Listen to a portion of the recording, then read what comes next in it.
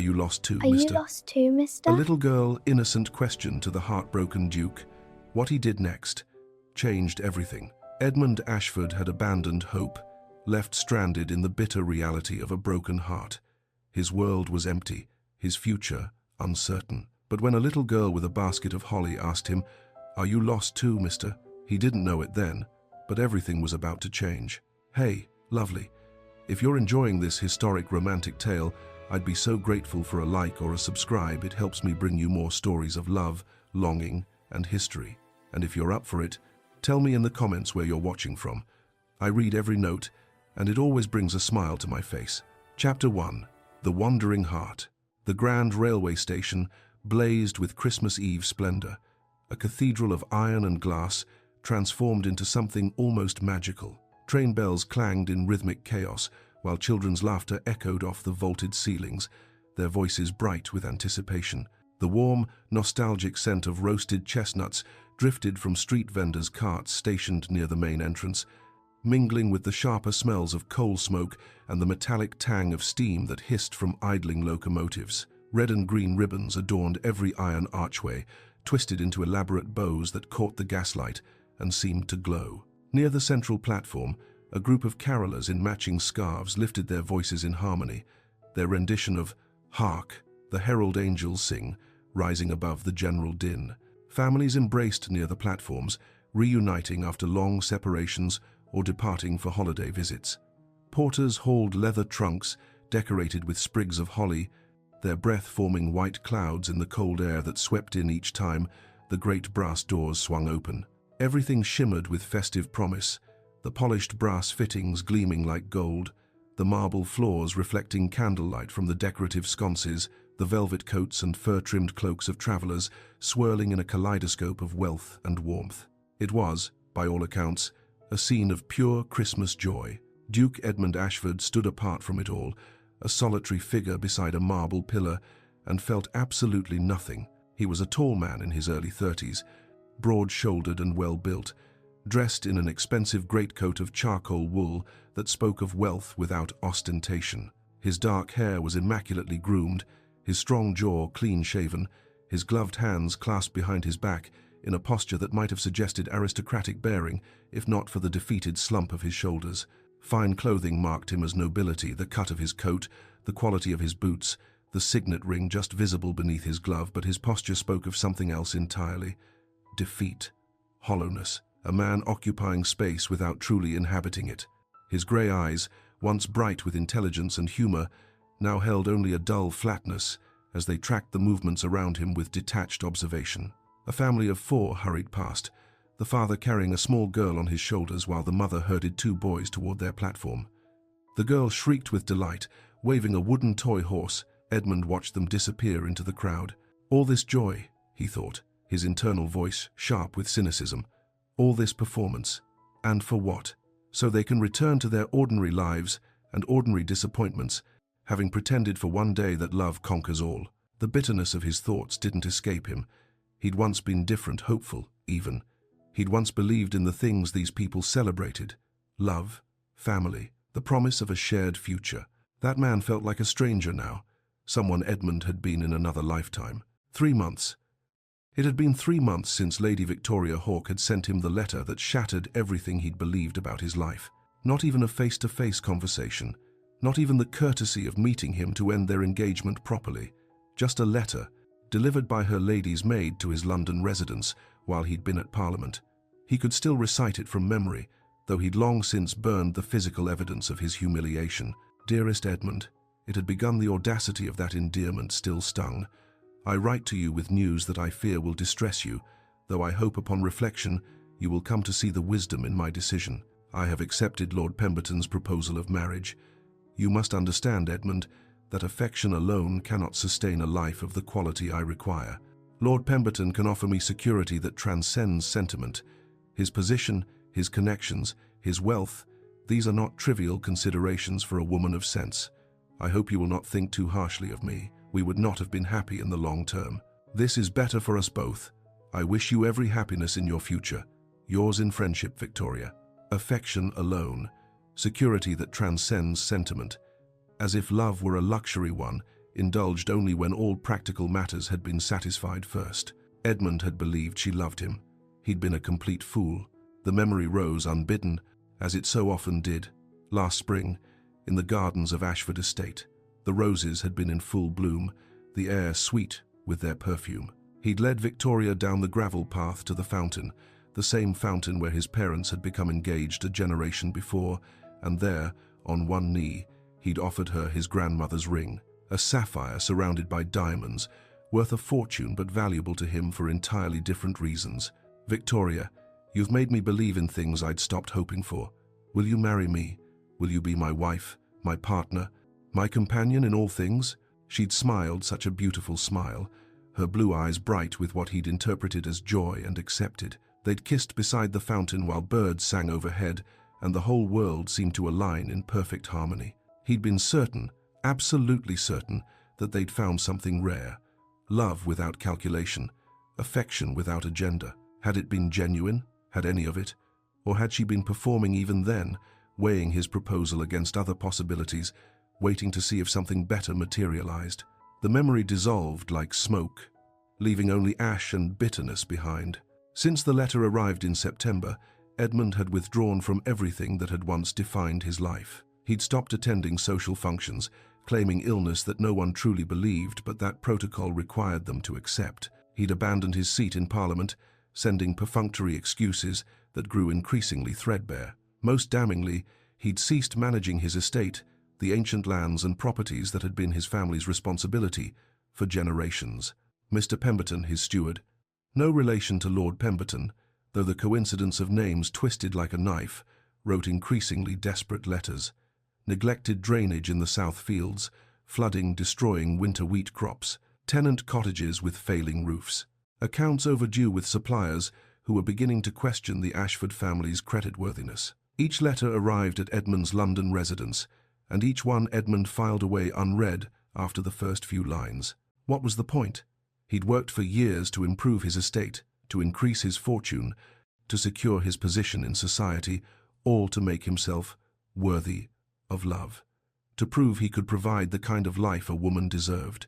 And it hadn't mattered. His title, Duke of Ashford, an ancient and respected name, hadn't been grand enough. His wealth, considerable by most standards, hadn't been vast enough. His person, educated, relatively young, not unhandsome according to his valet's occasional comments, hadn't been enough.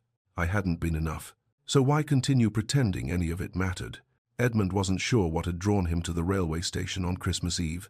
He'd been wandering London's streets for hours, avoiding his empty townhouse, unwilling to travel to his estate, where memories lurked in every corner. The station had simply been there, warm and bright and full of people, and he'd stepped inside, seeking, what? Distraction? The comfort of being alone in a crowd? The masochistic pleasure of watching others enjoy what he'd lost? He'd found himself before the station's magnificent centerpiece, a 20-foot pine tree positioned in the center of the main hall.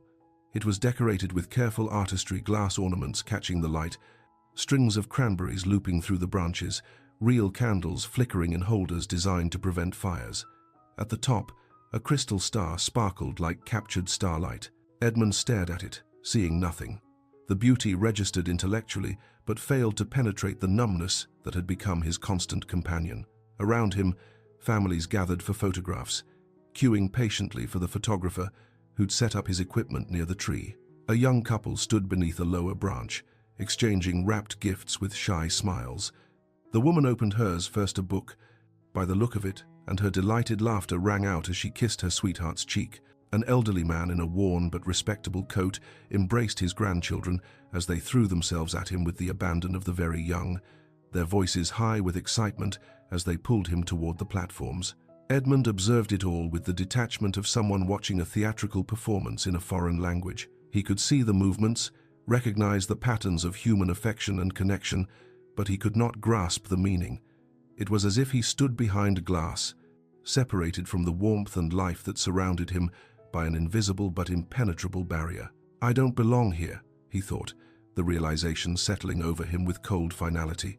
I don't belong anywhere anymore. The isolation wasn't physical. The station pressed around him with hundreds of travelers, their voices and movements creating a symphony of human activity.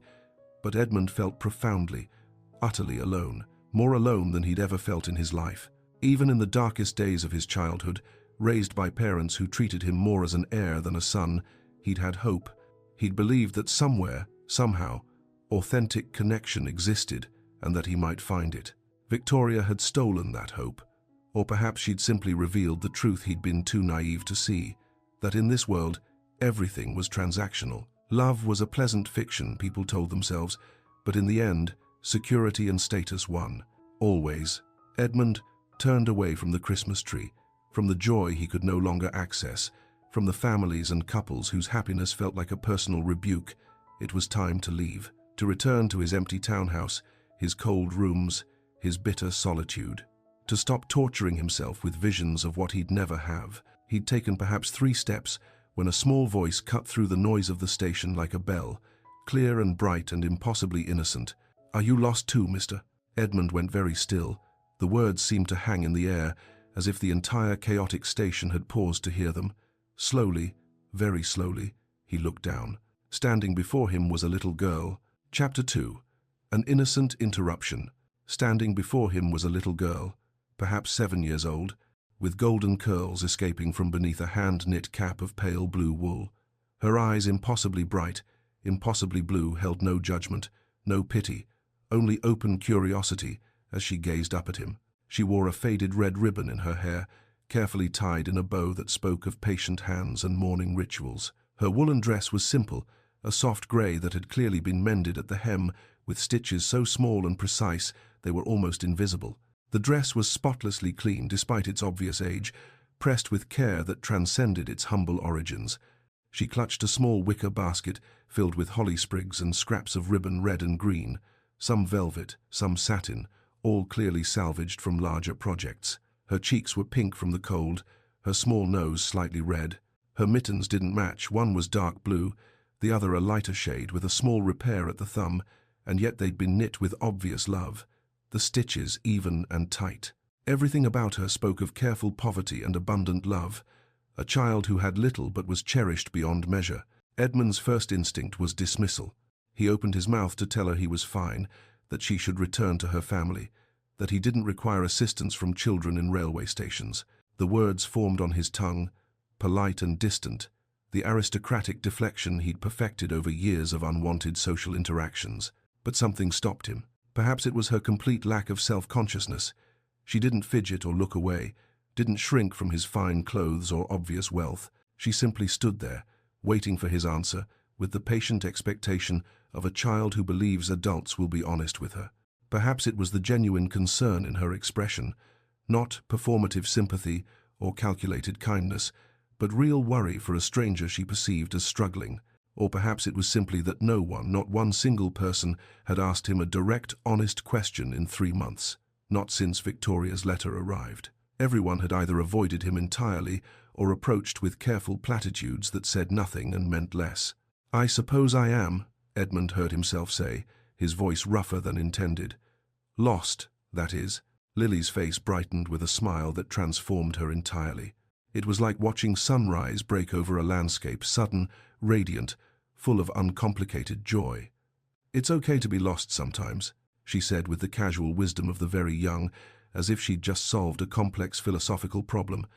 "Mama says being lost is just being somewhere you haven't figured out yet. Christmas is for finding things again." Edmund blinked. The simplicity of it, the strange, unexpected profundity, wrapped in a child's straightforward language, caught him completely off guard. Being lost is just being somewhere you haven't figured out yet. When had anything in his adult life been explained with such clarity? "Is that so?" he managed. "Mm-hmm." Lily nodded vigorously, her curls bouncing. "I got lost in the market once. I was scared I thought I'd never see Mama again. But then she found me, and she said, 'See, Lily, you were never really lost. I always knew where you were. You just didn't know where you were.'" She paused, her small face scrunching in concentration. "I think that's what she meant, anyway. I was only 5 then. I'm 7 now." Despite himself, despite the armor of cynicism he'd worn for months, the bitterness that had become his constant companion, Edmund felt his mouth twitch, almost a smile. The sensation felt foreign, muscles unused for so long they'd nearly forgotten their purpose. "That seems very wise," he said. "Mama is very wise. Lily stated this as absolute, incontrovertible fact, the way she might declare the sky was blue or winter was cold. Are you waiting for a train? No, I was just walking. Lily's head tilted slightly, a small gesture of confusion. On Christmas Eve? Don't you have anywhere to be? The question, so innocently delivered, landed like a physical blow. The child hadn't meant it cruelly, she was simply curious, trying to understand why someone would wander alone on this most family-centered of evenings, but the truth of it struck Edmund with devastating force. No, I don't have anywhere to be. His townhouse stood empty, except for a skeleton staff who'd been given the evening off. His estate in the country held nothing but memories and neglected responsibilities. His seat in Parliament sat vacant. The social calendar that had once filled his days with obligations and engagements now existed without his name on any guest list, partially by his choice, partially because invitations had quietly stopped arriving after Victoria's very public engagement to Lord Pemberton. He had nowhere to be, no one waiting for him, nothing requiring his presence. Instead of retreating, instead of making his excuses and fleeing back to his comfortable isolation, Edmund found himself doing something unexpected. He crouched down, lowering himself to Lily's level with a movement that felt rusty, unpracticed. When had he last spoken to a child? Years, certainly. Perhaps not since he was a child himself. "What's your name, little one?" he asked. "Lily Margaret Briarwood." She delivered this with great dignity, drawing herself up to her full height as if presenting credentials at a formal introduction.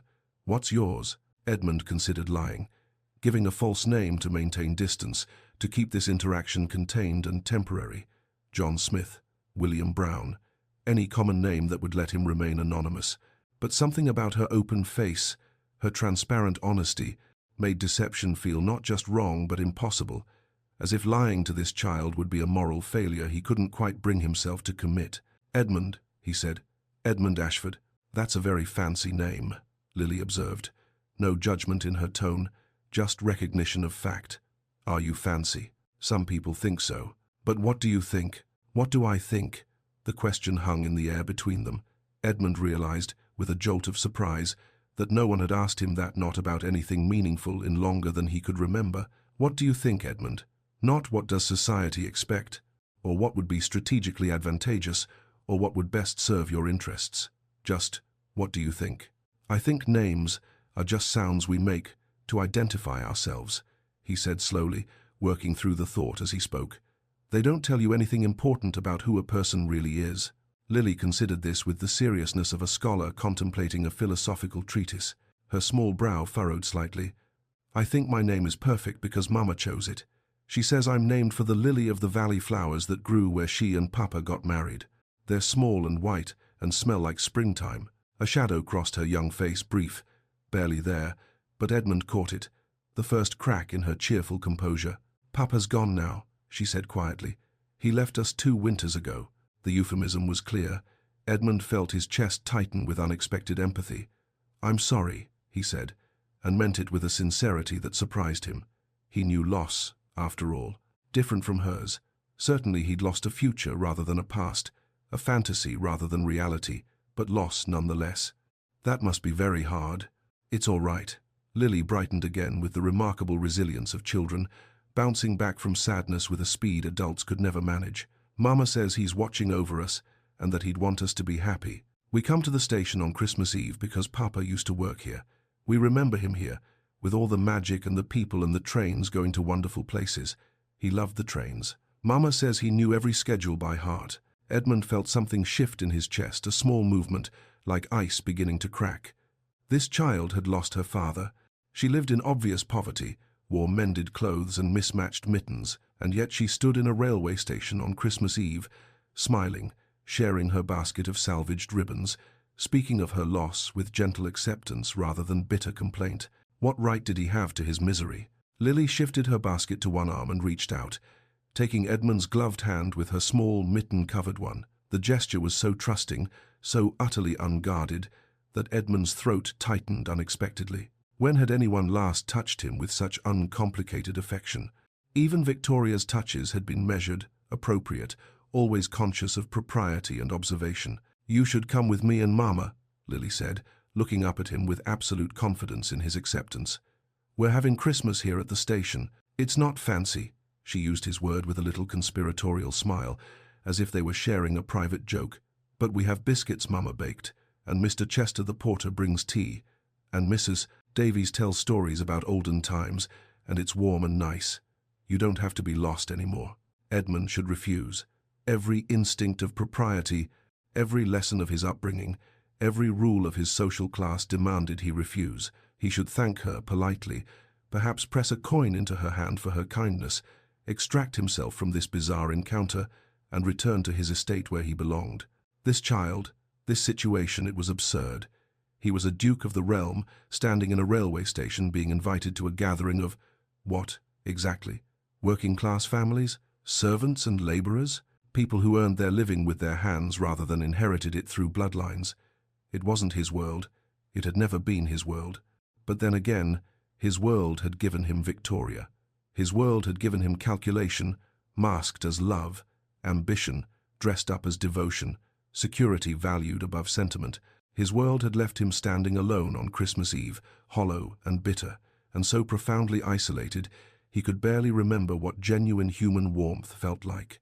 And this child, this small, kind, impossibly optimistic child, offered warmth. Edmund hesitated, torn between the man he'd been raised to be and something else, something he couldn't quite name. Lily looked up at him with those impossibly blue eyes, patient, expectant, kind, not pushing, just waiting, confident he'd make the right choice.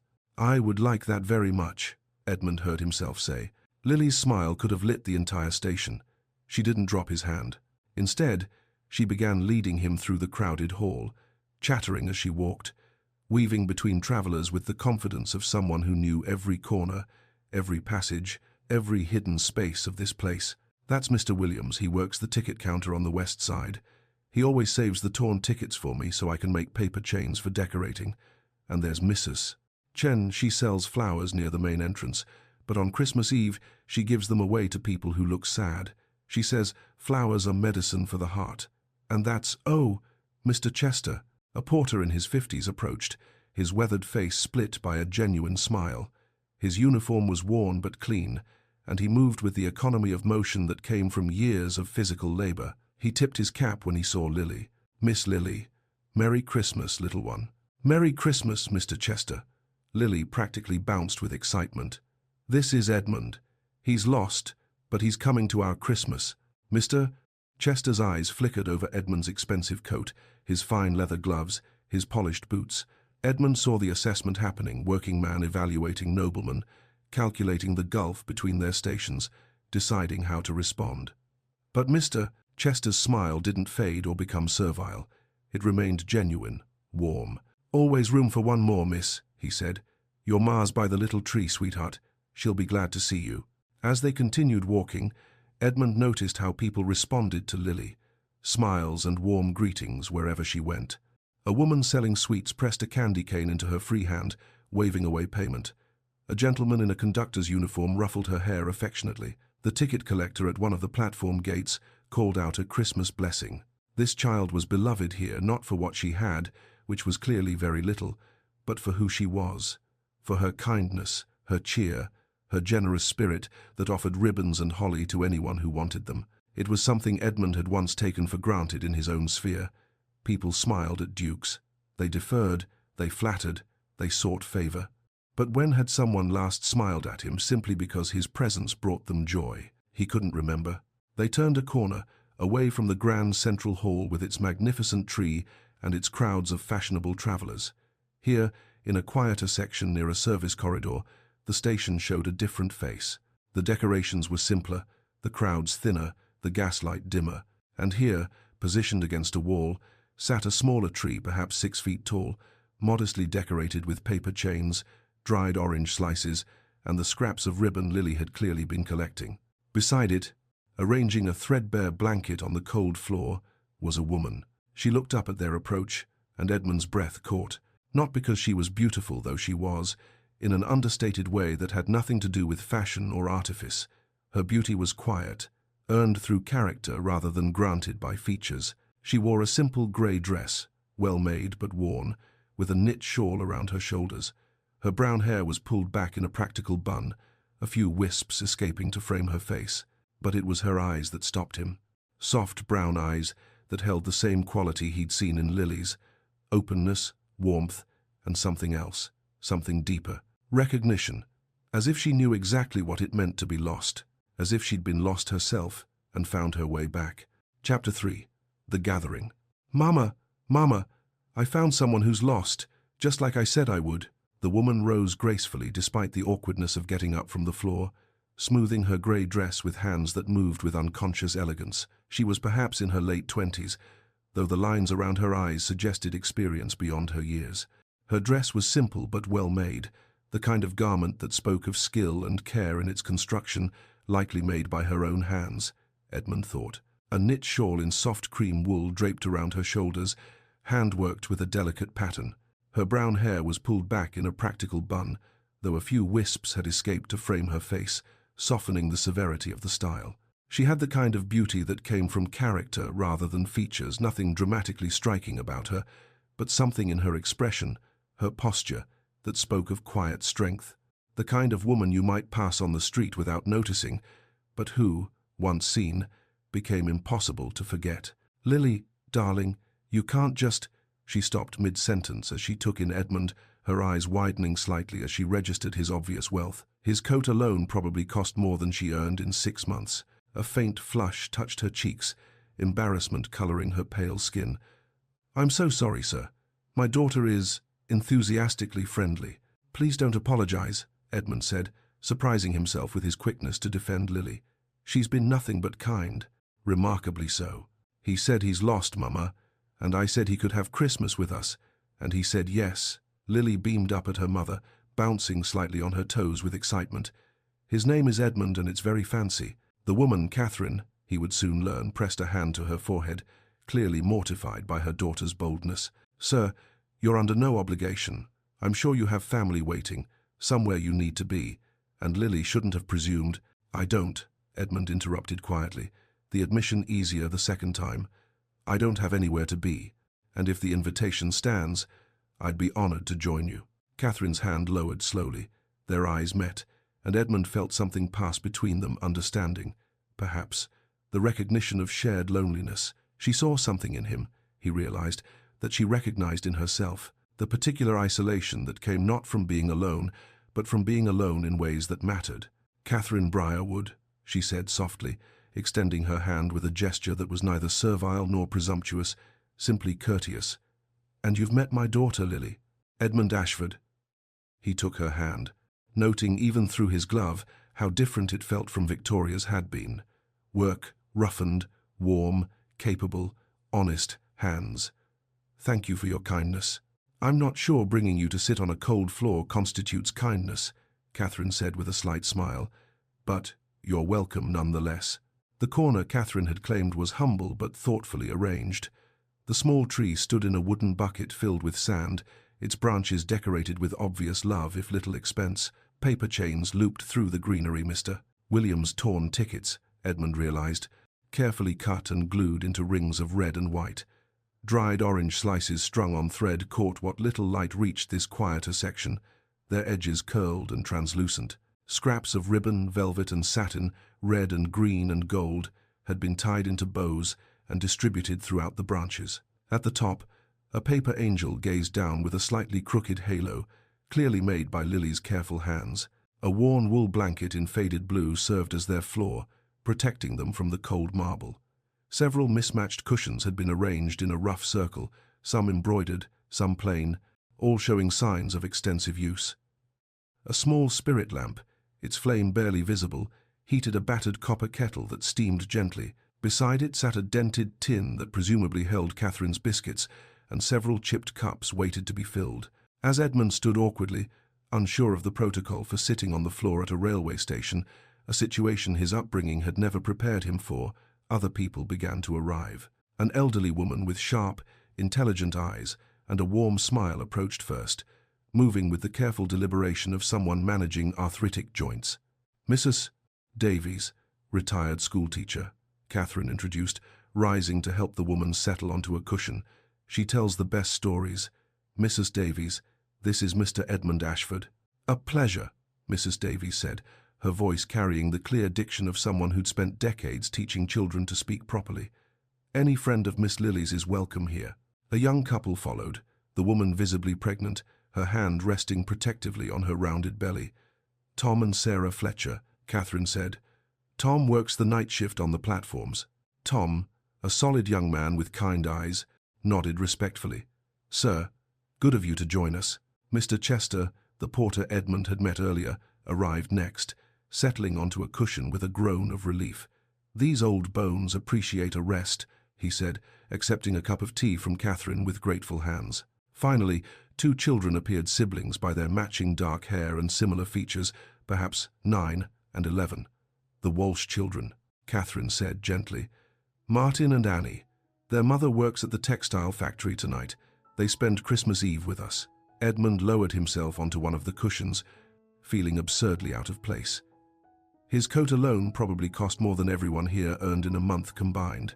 He should feel superior. His breeding, his education, his entire upbringing demanded he maintain the distinction between his station and theirs. Instead, he felt exposed, uncertain, like an imposter in both worlds, too hollow to belong in his own sphere, too privileged to truly fit here. Catherine poured tea with practiced efficiency, the stream of dark liquid steady as she filled the chipped cups. She handed one to Edmund with an apologetic smile. "Not fine china, I'm afraid. The cup has a small chip on the rim, mind it when you drink." "It's perfect," Edmund said, cradling the warm cup in his gloved hands. And strangely, it was. The tea was strong and hot, better somehow than what his servants made in his London townhouse, perhaps because it was offered freely, without the transaction of service and payment, without the distance of master and servant. Lily distributed holly sprigs from her basket, moving around the circle with solemn purpose. When she reached Edmund, she explained carefully. "We each get one to make a Christmas wish on. Mama says the holly represents hope because it stays green even in winter, when everything else dies back. It reminds us that life continues, even in the darkest times." Edmund accepted the sprig, its leaves waxy and bright, the red berries perfect small spheres. The pagan symbolism wasn't lost on him. Holly had been sacred long before Christianity claimed it. "What do you wish for?" he asked Lily. She considered this with great seriousness, her small brow furrowing. "I can't tell you or it won't come true, but it's a good wish, an important one." She tilted her head, studying him. "What will you wish for? To feel something again, to stop being numb, to believe that love is real and not just another transaction in a world of endless calculations." But he couldn't say that to a 7-year-old child surrounded by people who'd shown him nothing but kindness. "I'll have to think about it," Edmund said. The evening unfolded with surprising warmth. Mrs. Davies told a story about St. Nicholas, not the commercialized, jolly figure of modern imagination, but the original tale of the 4th century bishop who gave in secret, who threw bags of gold through windows to save 3 sisters from destitution. Her voice carried the practiced cadence of a born storyteller, and even the adults listened with rapt attention. Tom Fletcher shared that he and Sarah had chosen to work Christmas Eve specifically so other workers with young children could have the day off. "Seems right," he said simply. "Sarah and I will have our Christmas tomorrow, but families with little ones shouldn't have to choose between wages and holiday memories." Sarah smiled at her husband with such open affection that Edmund had to look away, the intimacy of it too raw to witness. Mr. Chester passed around a small flask of brandy for the adults' tea, with a conspiratorial wink at the children, who giggled at being deliberately excluded from adult secrets. The brandy was rough but warming, and Edmund found himself grateful for it as the evening grew colder. Catherine said little, but Edmund found himself watching her more than was probably polite. The way she adjusted Sarah Fletcher's shawl when the younger woman shivered, doing it so naturally that Sarah barely seemed to notice. How she saved the largest biscuit for Mrs. Davies, whom Edmund suspected didn't eat regularly based on the thinness of her frame beneath her heavy coat. The gentle correction, when Lily interrupted Mrs. Davies' story, done with such love that it carried no sting. "Lily, dear, let Mrs. Davies finish. You can share your thought when she's done." Catherine moved through the small gathering like a shepherd tending her flock, attentive without being obvious, caring without making anyone feel pitied. She caught him watching once. Their eyes met across the circle. She didn't look away, and neither did he. Something passed between them, acknowledgement, perhaps, of mutual observation, of curiosity, of something unnamed that Edmund wasn't quite ready to examine. "Mr. Edmund," Lily's voice broke the moment, "will you help me decorate the tree more? I made another paper chain, but I'm too short to reach the good branches." Edmund glanced at Catherine, who nodded permission with a slight smile that made something warm unfurl in his chest. He rose, joints stiff from sitting on the floor, and Lily handed him a chain made of newsprint carefully cut, glued with precision far beyond what he'd expect from a 7-year-old. "Mama taught me how," Lily explained as Edmund reached up to loop the chain over a higher branch. "She says anything worth doing is worth doing carefully, even if no one else notices. The care matters, not the recognition." "Your mother is very wise," Edmund said, adjusting the chain so it hung evenly. "Everyone says that." Lily beamed up at him. "But I think you're the first fancy person to say it. Usually fancy people don't notice Mama at all." The casual observation delivered without rancor, simply stating fact, struck Edmund like a blow. How many times had he passed working people without truly seeing them? How many servants, labourers, clerks had been invisible to him, noticed only when they failed in their duties? "Fancy doesn't mean much," Edmund found himself saying. "Not when it counts." They worked together in companionable silence for a moment, Edmund following Lily's exacting instructions about where each decoration should be placed. Then she tugged his coat, her small face suddenly serious. "Mr. Edmund, are you sad about something?"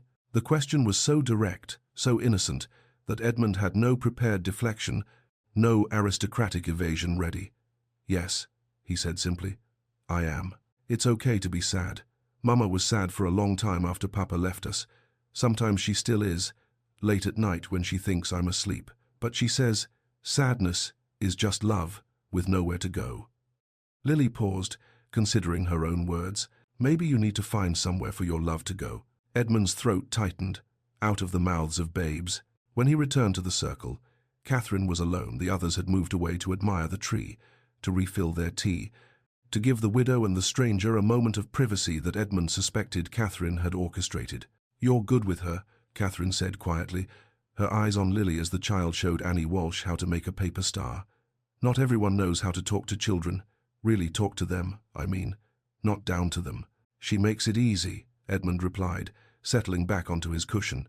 "She's remarkable. You've raised her beautifully." "She is." Catherine's smile was tender, but sad. "She's had to grow up too quickly. When my husband died." She stopped, took a breath, her hands tightening on her teacup. "I'm sorry. You don't need to hear this." "Please," Edmund said, leaning forward slightly, genuine interest in his voice. "I'd like to hear, if you'd like to share." Catherine studied him for a long moment, as if weighing whether to trust this wealthy stranger who'd stumbled into her Christmas gathering. Finally, slowly, she began to speak. "My husband, Thomas, was a junior clerk here at the station. He worked in the freight office, managing manifests and schedules. We married for love, against my family's wishes. She paused, pain flickering across her face. "They cut me off, completely. No dowry, no inheritance, no contact. My father said I'd made my choice and I'd have to live with the consequences." "That must have been devastating," Edmund said softly. "It was. But Thomas," Catherine's expression softened with memory. "Thomas wasn't wealthy or titled. He couldn't offer me the life I'd been raised for, but he loved Lily and me with everything he had. When he died in an accident, a cargo handling mistake, they said, heavy crates fell, we had nothing. No savings to speak of, no family to turn to. Just each other." She looked at Edmund directly, her brown eyes holding his with quiet intensity. "I know what it's like to lose everything, Mr. Ashford, to wonder if you can survive it. To wake up every morning wondering how you'll feed your child, pay the rent, keep going when everything inside you wants to simply stop." Edmund felt each word like a weight settling on his chest. "But you have survived it," he said. "You and Lily both." "We have." Catherine's smile was small but real. "We have survived it." Edmund realized with sudden, crystalline clarity, she's not just surviving. She's living. That's the difference. Chapter 4. Stories in the Lamplight. The natural light had faded while they'd been talking, the winter afternoon giving way to evening with that particular swiftness of December days. The gas lamps in the main hall of the station burned bright, but here in their quiet corner, the illumination came primarily from candles, simple tallow candles, that Catherine and the others had brought, their flames wavering slightly in the drafts that swept through the station. The smell of melting wax mingled with the lingering scent of cinnamon from Catherine's biscuits, now reduced to crumbs in the tin. The tea had cooled, but no one seemed inclined to reheat it. The wool blanket and cushions had absorbed the warmth of the bodies sitting on them, creating a small island of comfort against the marble floor's chill.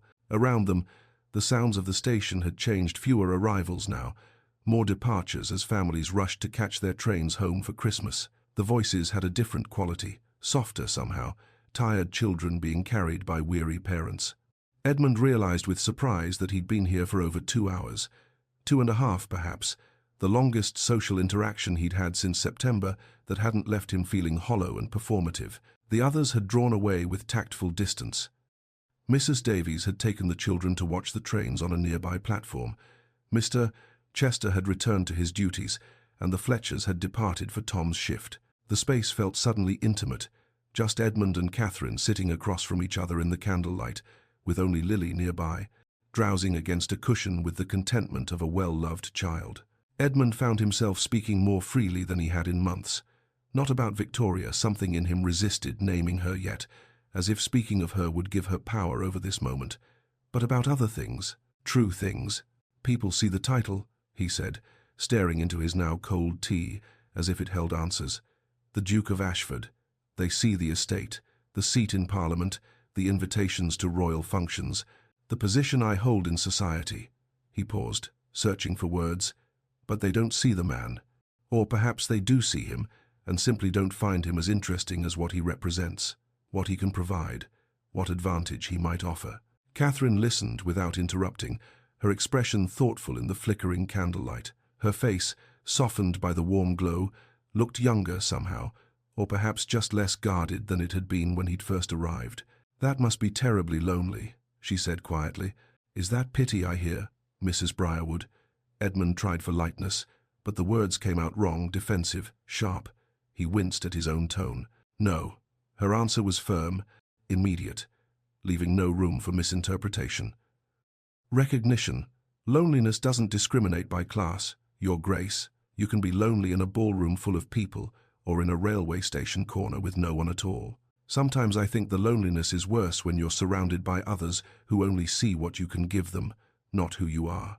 Edmund looked at her sharply, startled by her perception. "You speak from experience." Catherine hesitated, her fingers tracing the rim of her cup. Then she seemed to make a decision, her shoulders straightening slightly. "My family," she stopped, started again. "My family was, well-positioned socially, not titled, but wealthy, connected. My father made his fortune in shipping, invested wisely. We had a townhouse in London, a country estate in Kent. I was educated by governesses, presented at court, invited to all the right parties." Edmund hadn't expected this. He'd assumed foolishly. He now realized that Catherine had always lived in poverty, that she'd been born to this life of mended dresses and chipped teacups. "When I chose Thomas," Catherine continued, her voice steady but soft, "they gave me an ultimatum, him or them. My father said no daughter of his would throw herself away on a clerk with no prospects, that if I persisted in this foolishness, I would be dead to them." She smiled, but it was bittersweet, tinged with old pain. "I chose Thomas. I walked out of our house with nothing but the clothes I wore and the small amount of money I'd saved from birthday gifts over the years." "And you never regretted it?" Edmund asked. "Never. Not once, even when times were hardest. Even when we were eating bread and tea for dinner because it was all we could afford. Even after Thomas died, and I had to take in sewing just to keep a roof over Lily's head." Her expression softened with memory. "But I'd be lying if I said I didn't miss my mother sometimes. She was kind, kinder than my father. I think she would have forgiven me, in time, if he'd allowed it. Or my—" She stopped abruptly, her jaw tightening. "Or your," Edmund prompted gently, leaning forward slightly. "My sister." Catherine's voice went flat, carefully neutral in a way that suggested significant emotion being controlled. "But that's ancient history. What matters is that I learned something important through all of it. The people who love you for what you provide, money, status, connections, advantage, will leave when the provision stops. They'll abandon you the moment you can't give them what they want. But the people who love you for who you are, for your character and your heart. Stay, even when there's nothing to gain, even when staying is hard. The parallel to his own experience was so sharp it felt like a blade. Perhaps it was Catherine's honesty that broke something open in Edmund. Perhaps it was the dimming light that made confession easier, shadows forgiving what daylight would judge. Perhaps Edmund had simply been alone with his pain for too long, and it needed release before it poisoned him completely. "I was engaged," he said. The words felt rusty, unpracticed. He hadn't spoken of it aloud to anyone. 6 months, I thought. I believed we had something real, something beyond social advantage or strategic alliance. He laughed, but there was no humor in it, only bitterness. I was naive. "What happened?" Catherine asked softly, her attention completely focused on him. She found someone better, more influential, wealthier, 20 years her senior, and with direct connections to the Prime Minister himself. Edmund's hands tightened on his cup, the china protesting faintly. "She sent me a letter, wouldn't even face me to end it properly. Just a letter, delivered by her maid, explaining that affection alone couldn't sustain the life she required, that she'd found security that transcended sentiment. I'm sorry," Catherine said, and her empathy felt genuine, not performative. Not the careful social sympathy he'd encountered from the few friends who'd reached out after the broken engagement. That's a particular kind of betrayal, not just losing someone, but questioning whether you ever really had them at all. Whether any of it was real. Exactly. Edmund looked up at her, surprised by her precise understanding. "Everyone tells me I should be angry, that I should take satisfaction in being well rid of her, that I've dodged a bullet. But mostly I just feel hollow, as if she took not just herself when she left, but my ability to trust in anything good. My ability to believe that genuine affection exists, that authentic connection is possible." Catherine was quiet for a long moment, her gaze distant. Then, "My sister did something similar. Not romantically, we weren't in love, obviously." A ghost of a smile touched her lips. "But she made me believe she valued our bond, our family connection, over social considerations. We were close as children, or so I thought. She was older, more sophisticated. I looked up to her. Her expression hardened almost imperceptibly. When I chose Thomas, when I told her I was going to marry him regardless of father's disapproval, she was the cruelest of all of them. She called me foolish, selfish, said I was throwing away my future on a man who couldn't give me the life I deserved. As if love were a transaction, as if the measure of a life well lived was the size of one's bank account or the grandness of one's address. Before Edmund could respond, before he could ask the question forming in his mind about Catherine's sister, about whether they'd reconciled, about whether she'd ever regretted her cruelty, Lily appeared, dragging the Walsh children with her. Martin and Annie looked half asleep but game for whatever Lily had planned. "Mama, Mr. Edmund," Lily's voice, though quieter than before out of respect for the lateness of the hour, still carried bright enthusiasm. "We want to sing carols, but Mrs. Davies says we need more grown-ups or it will sound too thin and sad. Will you sing with us?"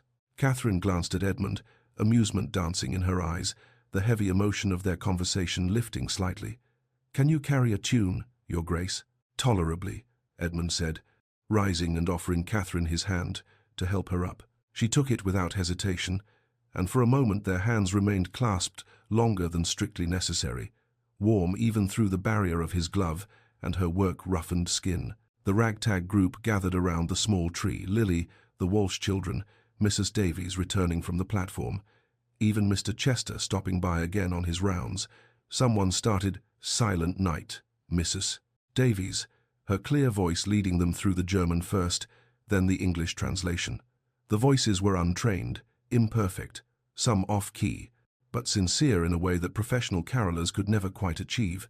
Edmund found himself singing, really singing, for the first time since childhood. Not the dutiful hymns in church or the obligatory carols at society functions, but genuine song, voice lifted without self-consciousness or concern for how he sounded.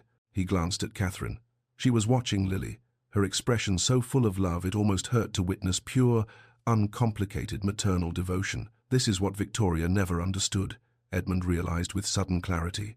The difference between possessing something and cherishing it, between having and loving. When the carol ended, Lily tugged Edmund's coat with insistent small fingers. "You have a nice voice, Mr. Edmund. Papa had a nice voice too. He used to sing to me before bed, every night." even when he was tired from working. What did he sing? Edmund asked, crouching down to her level, their faces nearly even. All through the night. It's a lullaby. Mama says it's Welsh, from where Papa's grandmother came from. I know that one, Edmund said, something warm unfurling in his chest.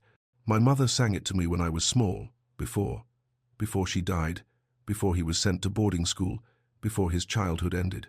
I haven't thought of it in years. Lily brightened considerably. Will you sing it, please? The other children are getting sleepy, and it would be such a nice present, better than anything you could buy.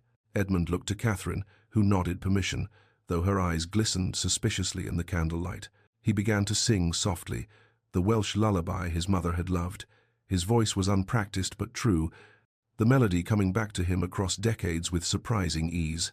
Sleep, my child, and peace attend thee, all through the night. Guardian angels' watch will keep thee, all through the night.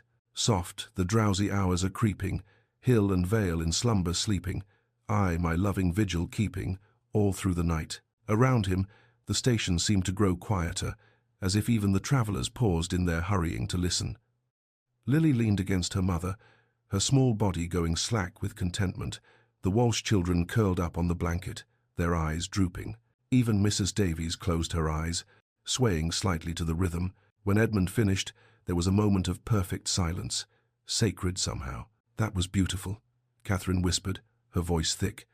Thank you. Thomas would have. He would have liked you, I think. Edmund realized, with a jolt of surprise, that he felt something other than numbness. It wasn't happiness, not yet, too fragile and new for that name, but it was warmth, connection, the smallest stirring of hope that perhaps, he might someday feel whole again. As the children drowsed and the adults spoke in hushed voices, Catherine continued her earlier story, her voice low enough that only Edmund could hear over Lily's soft breathing. My sister's name is Victoria, she said quietly, almost reluctantly, as if speaking the name cost her something. Victoria Hawke. Though I suppose she's Lady Pemberton now. I heard through mutual acquaintances that she married Lord Pemberton just 2 months ago. Quite the social triumph, apparently. Everything she ever wanted. The bitterness in her tone was uncharacteristic, jarring against the gentleness she'd shown all evening. Edmund went absolutely still. The world seemed to tilt on its axis, reality shifting into an impossible configuration. The candle flames wavered, or perhaps that was his vision blurring. What did you say? His voice was barely a whisper, harsh with shock. Catherine looked at him, confusion replacing her bitterness as she registered his reaction. My sister, Victoria. Why? What? She stopped, really seeing his expression now, the color draining from his face. Edmund, you're white as a sheet. What is it? What's wrong? He couldn't speak, couldn't breathe. His mind refused to process what she'd just said, even as the terrible logic of it clicked into place with brutal clarity. The woman who had destroyed Catherine's life, who had called her foolish for choosing love, who had cut her off without mercy, was the same woman who had shattered his heart, who had calculated his worth and found it insufficient. Victoria Hawke, now Victoria, Lady Pemberton, was both their betrayer. The coincidence was impossible, absurd, the kind of plot device no novelist would dare use for fear of straining credibility. Yet, it was undeniably, impossibly real. Edmund? Catherine's hand was on his arm now, concern replacing confusion, her fingers tight even through his coat sleeve. What's wrong? Please, talk to me.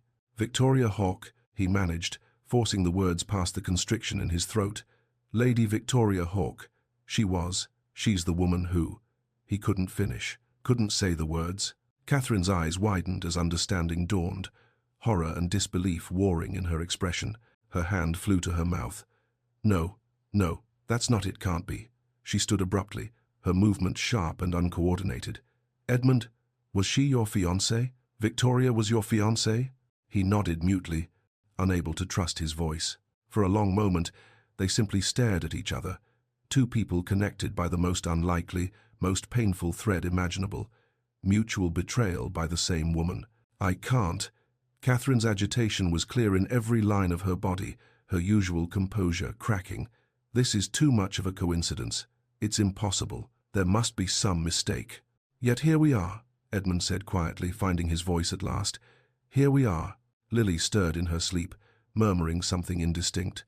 Catherine automatically stroked her daughter's hair, the gesture instinctive even in her shock, but her eyes remained fixed on Edmund with an intensity that felt almost physical. "We need to talk," she said finally, her voice shaking slightly.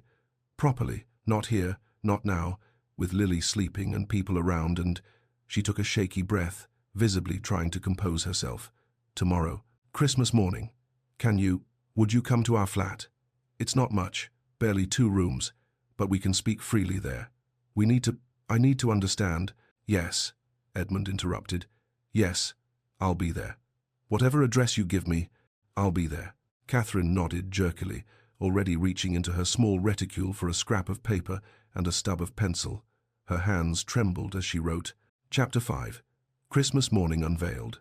Edmund stood outside the address Catherine had written for him in the flickering candlelight of the railway station. The building was modest, 3 stories of weathered brick in a working-class neighborhood that spoke of respectability straining against poverty. The street was clean, the doorsteps swept, but the structures showed their age. Cracked mortar, faded paint, windows that likely let in drafts come winter. This was a world away from his Mayfair townhouse, from his country estate with its manicured grounds and gleaming marble. He dressed more simply today, consciously choosing older clothes from the back of his wardrobe, a plain dark coat, simpler waistcoat, no ostentatious jewelry beyond his signet ring, which he couldn't quite bring himself to remove. He didn't want to emphasize the vast gulf between their circumstances, didn't want Catherine to feel the weight of his wealth pressing down on her small space like a judgment. He knocked. Light footsteps approached, and then Catherine opened the door. For a moment they simply looked at each other, 2 people who had shared profound revelations 12 hours ago in the shadowy corner of a railway station, and were now facing the bright reality of what those revelations meant. She'd changed from her grey dress into a simple brown one, equally worn but clean. Her hair was still pulled back in that practical bun, though a few rebellious wisps framed her face. She looked tired, as if she'd slept poorly. "Come in," she said quietly. "Lily's playing in her room. We have time to talk before she realizes you're here." The flat was small. Edmund took it in with a glance that he tried to make subtle rather than assessing. 2 rooms beyond this tiny entrance, perhaps, and a kitchen barely large enough to turn around in. But it was scrupulously clean, with touches that spoke of care transcending poverty. A jar of holly on the windowsill catching the morning light, embroidered cushions on worn furniture that had been mended multiple times, a rag rug in cheerful colors that showed careful repair work. Everything was humble but loved, tended with the kind of attention that turned a space into a home. "Tea," Catherine offered, her voice slightly strained. "Please." They moved through the small kitchen in an awkward dance, both hyper-aware of the weighted conversation ahead. Edmund felt absurdly large in the cramped space, his shoulders too broad, his movements too likely to knock something over. Catherine filled a kettle from a pitcher of water, set it on a small spirit stove to heat. She reached for cups, plain white porcelain, mismatched, one with a hairline crack carefully glued, and set them on a wooden tray with hands that trembled slightly. When the tea was ready, they sat at a small wooden table that likely served as Catherine's dining table, sewing, workspace, and general surface for daily life. Morning light streamed through thin curtains, highlighting every worn surface but also illuminating the care taken with what little she had. From the other room came the soft sound of Lily's voice, singing to herself as she played. Catherine wrapped her hands around her cup, staring into the dark liquid as if gathering her thoughts. Finally, she began to speak. "Victoria is 4 years older than me. Growing up, She paused, then continued with visible effort. I worshipped her. She was everything I wasn't, beautiful in that classical way everyone admires, accomplished at all the things that mattered to society. She could play the pianoforte beautifully, sing like an angel, dance with perfect grace. She was everything our parents wanted in a daughter.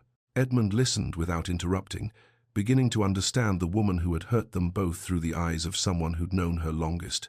I was the plain one, Catherine continued, a sad smile touching her lips. The bookish one, who preferred gardening to balls, who'd rather read about ancient Rome than practice my watercolors. Victoria was kind to me, in her way. She'd include me in things, teach me to style my hair properly, help me choose dresses for parties. But even as children, I could see her calculating which girls were worth befriending, whose families had the most influence. She didn't do it cruelly, it was just how she saw the world. Like a chessboard, where every piece had strategic value. Edmund recognized the Victoria Catherine described, could see glimpses of the woman he'd known, or thought he'd known. When I turned 18, I met Thomas at a garden party at the Wiltshire estate. He was there as a clerk, helping manage the arrangements for the event. Catherine's expression softened with memory, grief, and love mingling in her eyes. We talked about roses. He knew varieties I'd never heard of. He'd studied botany before. Financial necessity forced him into clerical work. He was kind, intelligent, curious about the world in a way that had nothing to do with social advantage. She took a sip of tea, gathering herself. We began seeing each other secretly, meeting in the park, exchanging letters. I knew my family would never approve. He had no fortune, no connections, no prospects beyond a modest clerk's salary. When Victoria discovered us, she found one of his letters. I thought, foolishly, that she might help, that she might understand, might plead my case to our parents. We were sisters, after all. She didn't, Edmund said quietly, though it wasn't really a question. No. She went immediately to our parents, gave them an ultimatum. Forbid the match or face social embarrassment when their daughter threw herself away on a nobody. Catherine's voice grew harder. When I refused to give Thomas up, when we married anyway at a small church with only his family present, Victoria was the one who convinced our parents to cut me off completely. She orchestrated the whole thing, wrote the letter, disowning me that my father signed, ensured all our mutual acquaintances knew I was no longer to be acknowledged. Edmund felt anger rising in his chest on Catherine's behalf. She visited me once after the wedding, Catherine continued, came to the modest rooms Thomas and I had rented. She looked around at our small space with such pity, and then she told me I'd made the greatest mistake of my life. That love without security was a fantasy that would destroy me, that I'd wake up one day poor and bitter and resenting Thomas for it. She said I was selfish for choosing my own happiness over family duty, over the advantageous match they'd been arranging for me with a baronet's son. And then she did exactly the same thing she condemned you for, Edmund said, bitterness creeping into his voice. She chose her own advantage over genuine connection. She just dressed it up differently. But she dressed it up as duty, as practical wisdom, as protecting herself from the mistakes she saw others make. Catherine looked directly at Edmund. Edmund, you need to understand something. Victoria isn't cruel for cruelty's sake. She genuinely believes that love is a luxury, that security and status are the only things that matter. Our mother raised her that way. Mother had been disinherited by her own family for marrying someone they considered beneath her, and she spent her entire life regretting it, resenting my father, even though he'd given her wealth and position.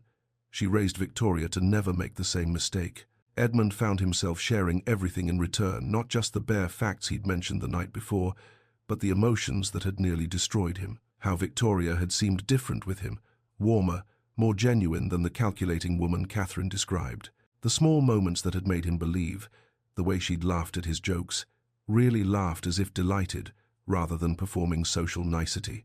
Her apparent interest in his estate improvements, asking intelligent questions about drainage and crop rotation, her enthusiasm for their future together, or what he'd interpreted as enthusiasm. I proposed in May, in the rose garden at Ashford Estate, she accepted. Edmund's hands tightened around his cup, the porcelain warm against his palms. We were planning an autumn wedding. I was happy, genuinely happy for the first time since my mother died when I was 12. He took a breath. Then Lord Pemberton's wife died in July, a sudden illness, very tragic, and suddenly Victoria became distant.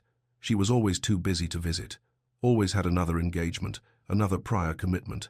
In September, I received her letter. He'd read it so many times he could recite it from memory, each word seared into his mind. You must understand, Edmund, that affection alone cannot sustain a life of the quality I require. Lord Pemberton can offer me security that transcends sentiment. I hope you'll come to see this as I do. A practical decision that saves us both from eventual disappointment. As if love were inevitable disappointment, Catherine said softly. As if genuine affection was a childish dream we'd both grow out of. She returned my ring by post, my grandmother's sapphire ring. Edmund's voice went flat with remembered shock. By the time I could travel to London to confront her, I was at my estate. When the letter arrived, she'd already accepted Pemberton. The engagement was announced in the Times the very next day. I was a complete fool. No, Catherine said firmly, reaching across the table to touch his hand briefly. "You were trusting. That's not the same thing.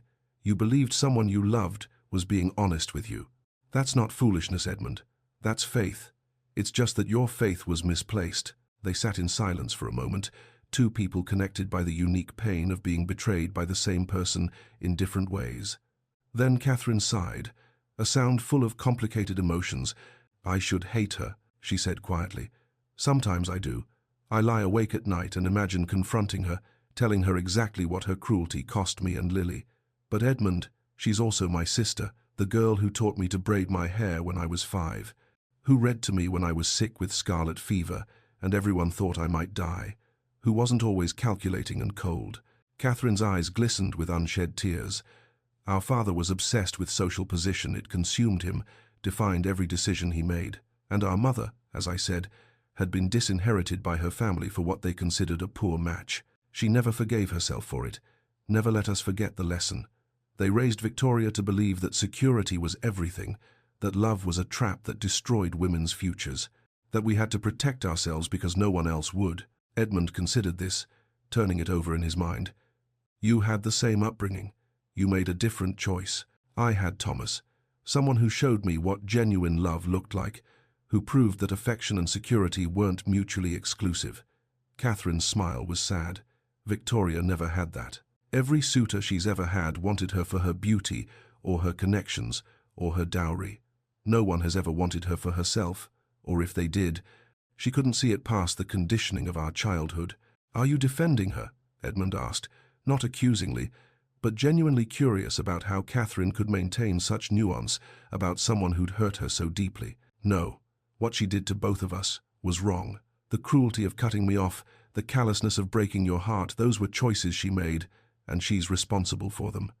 Catherine met his eyes directly. "But I'm trying to understand her. There's a difference. If I spend my life hating Victoria, if you spend yours hating her, she wins. She takes up space in our hearts that could hold something better, something truer." Edmund realized Catherine was right, but more than that, he realized something else that struck him with the force of revelation. "You've done the work to heal from this. I haven't. That's why you can see nuance where I only see betrayal. That's why you can speak of her with sadness instead of just bitterness."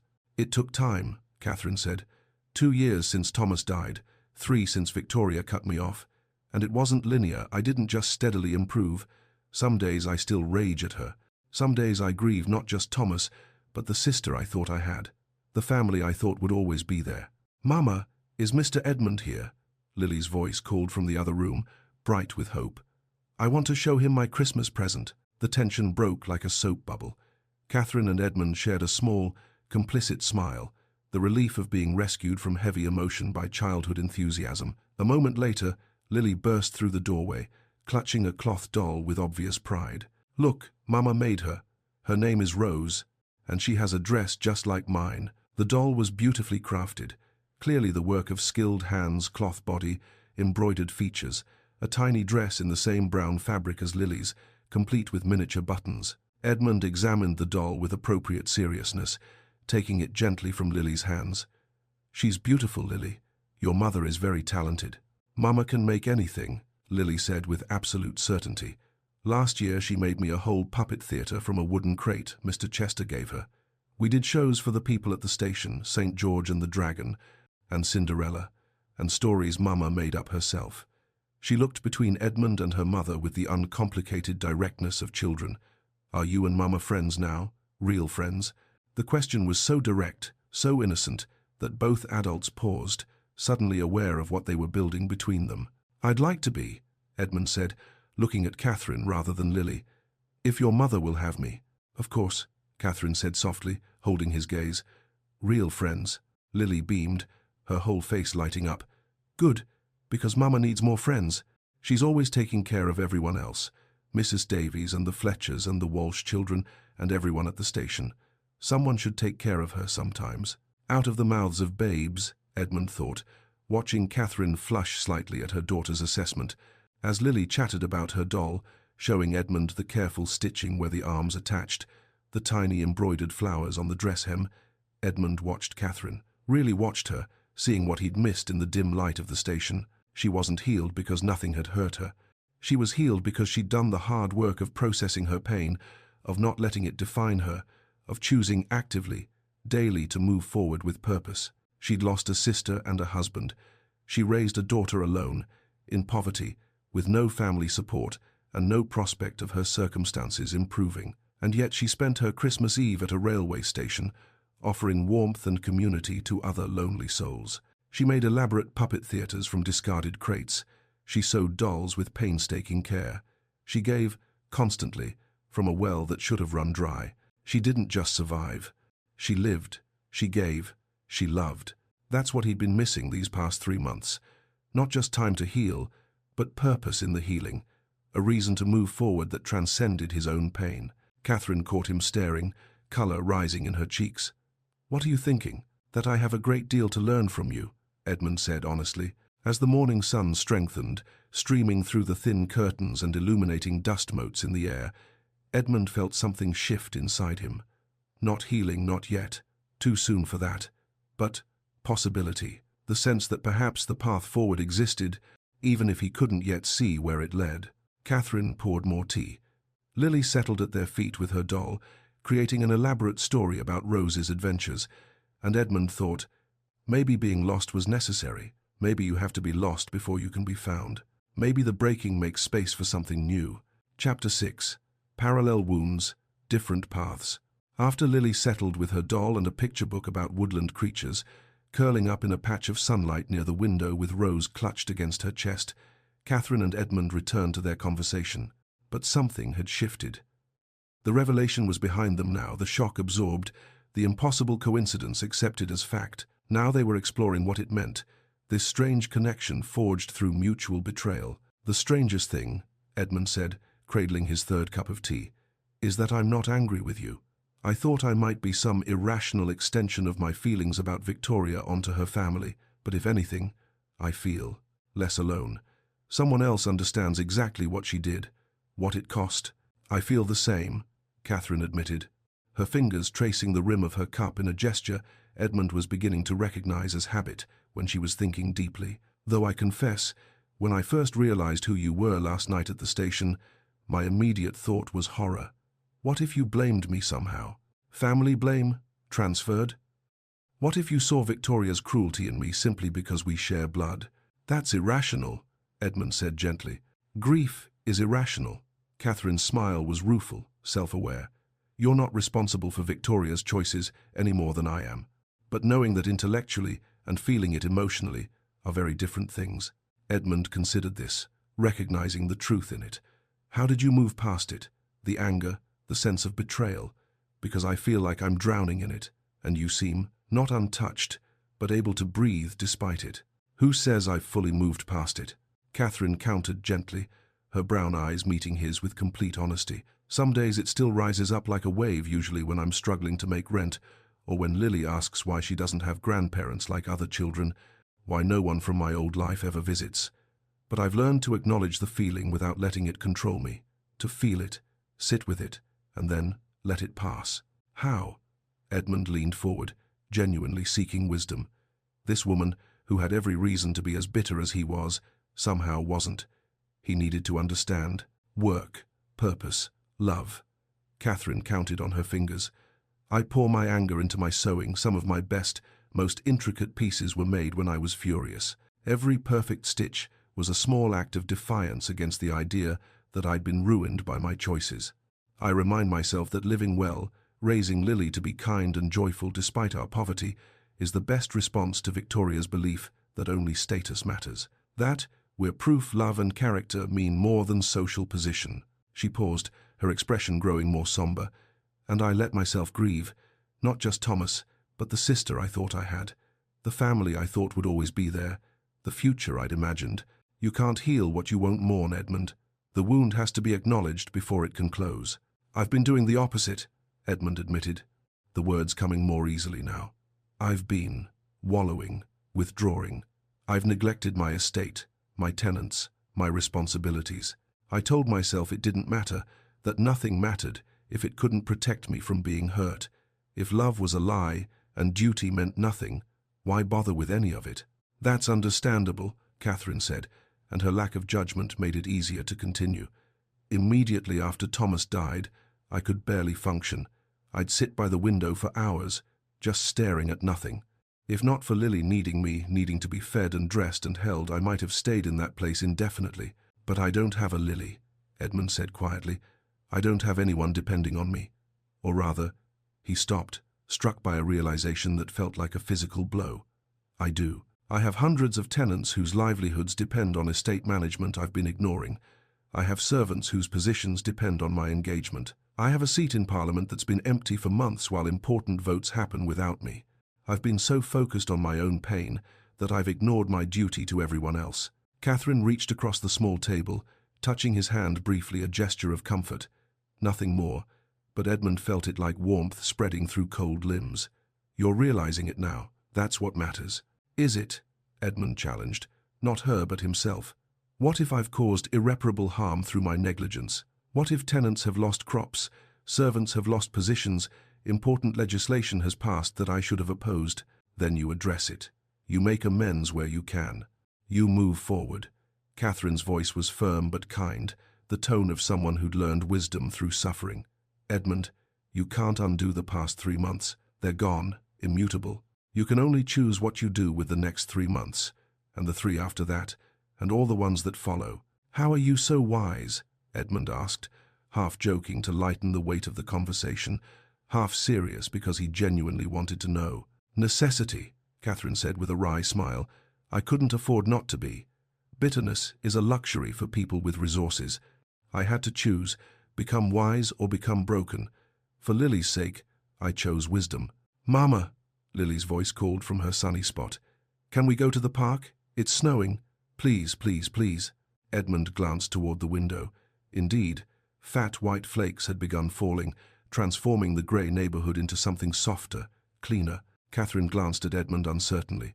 I don't want to monopolize your Christmas day, Your Grace. You've already been here for hours, and surely you have other obligations. Edmund, he interrupted, perhaps more forcefully than intended. Please, Catherine. And I'd like to come, if I may. I can't remember the last time I walked in fresh snow just for the pleasure of it, without purpose or destination, just walking. Something in Catherine's expression softened. Then we'd be glad of your company. The 3 of them ventured out into the neighborhood, Lily practically vibrating with excitement as she bundled into her coat and those mismatched mittens. The world outside was transforming snow, covering the worn cobblestones, dusting the laundry that still hung on lines despite the holiday, softening every harsh edge. It was a world away from Edmund's estate, with its manicured grounds and sweeping vistas. Here, the streets were narrow, the buildings modest and close together, laundry hung frozen on lines strung between windows. Children's voices echoed off brick walls. But there was life here, genuine community. Neighbors called Christmas greetings from doorways. Children threw snowballs with wild abandon. Someone's voice drifted from an open window, singing a carol slightly off-key but with great enthusiasm. Lily ran ahead, then back, then ahead again, her energy seemingly boundless. She made snow angels with more enthusiasm than skill, her technique resulting in lopsided impressions that she declared perfect. She tried to catch snowflakes on her tongue, laughing when they melted instantly. She insisted Edmund and Catherine help her build a snowman outside their building, recruiting them with the authority of a general commanding troops. He needs a proper hat, Lily declared, surveying their half-built creation. And a carrot nose. But we don't have a carrot. A potato nose, then, Catherine suggested. Practical as always. He'll be a very practical snowman, the kind who manages household budgets. Edmund surprised himself by laughing, a real, full laugh that came from somewhere deep in his chest. When was the last time he'd laughed like that? Before Victoria's letter? Certainly. Perhaps not since childhood. As Lily played, running between buildings to gather more snow, Edmund and Catherine stood together, ostensibly supervising but really just being present. 2 adults, sharing space and silence, watching a child's joy with the complicated mixture of affection and melancholy that children always inspired. What was Thomas like? Edmund asked quietly. If you don't mind speaking of him. Catherine's smile was immediate and genuine, grief and love mingling in her expression. Kind. So deeply, fundamentally kind. He noticed things if someone was struggling, if someone needed help. He'd give his last shilling to someone who needed it more, which drove me absolutely mad sometimes when we were struggling ourselves, and he'd come home with empty pockets because he'd met someone hungrier than we were. She laughed softly, the sound bittersweet. But that was who he was. He couldn't walk past suffering without trying to ease it. He'd stop to help elderly people carry parcels, always knew the names of every beggar on our street, brought home stray cats until our landlady forbade it. "You loved him very much," Edmund said. "It wasn't a question." "I did. I do." Catherine's eyes shimmered with unshed tears. "Loving someone doesn't stop just because they're gone. The love has nowhere to go, so it stays here." She touched her chest, over her heart. "Lily said something similar to you, didn't she? About love needing somewhere to go." "She did," Edmund confirmed. "She's remarkably perceptive for 7. She's had to be." Catherine watched her daughter, who was now trying to make a snow fort with limited success. "I worry sometimes that she's missed out on childhood because we've had so little. No toys except what I can make, no sweets except on special occasions, no pretty dresses or holidays or any of the things children should have." She paused, her expression thoughtful. "But then I see her joy, her generosity with what little she has, her absolute delight in simple things like snow and stories, and that doll I made her. And I think maybe she's gained something too.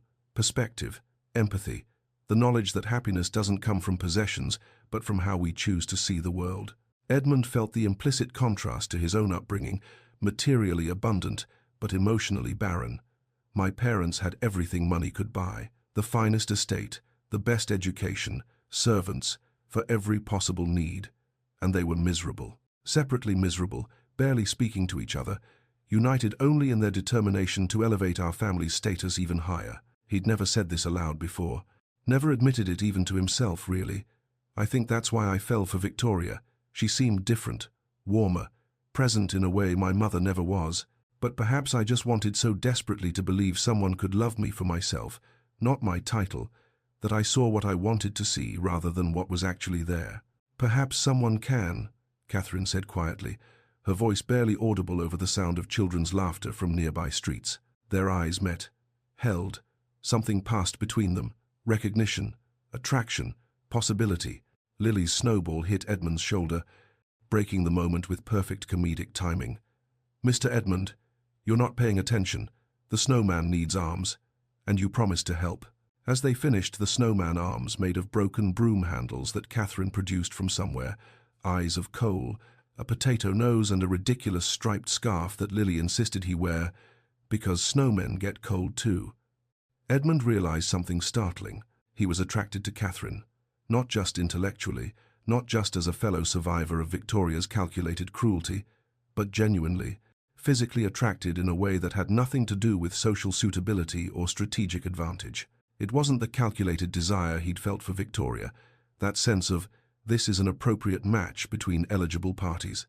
It was something warmer, more real, more frightening. The way Catherine's eyes crinkled when she smiled at Lily's antics, the competence in her hands as she adjusted her daughter's scarf with practiced tenderness, the strength in her voice when she spoke of her principles, the grace with which she carried poverty like a mantle rather than a burden. She was beautiful, Edmund realized. Not in the classical way Victoria was beautiful, no perfect features carefully maintained, no fashionable dress, no artfully arranged hair, but beautiful in the way that mattered, from the inside out. Character made visible, and terrifyingly, he thought she might feel the same way. He caught her looking at him when she thought he was focused on Lily, noticed the faint flush on her cheeks when their hands brushed accidentally while building the snowman, the way she smiled at him open, without the guardedness she showed others. But he couldn't act on it. Not yet. Catherine was right. He needed to heal first. He needed to become someone worthy of her strength, her grace, her hard-won wisdom. Someone who'd done his own work, instead of expecting her to fix him. He needed to stop running from Victoria's shadow and start walking toward his own light. As they walked back toward Catherine's building, Lily between them holding both their hands and chattering about the brave winter ducks, Catherine spoke quietly enough that only Edmund could hear. "Edmund, I need to say something." His heart clenched.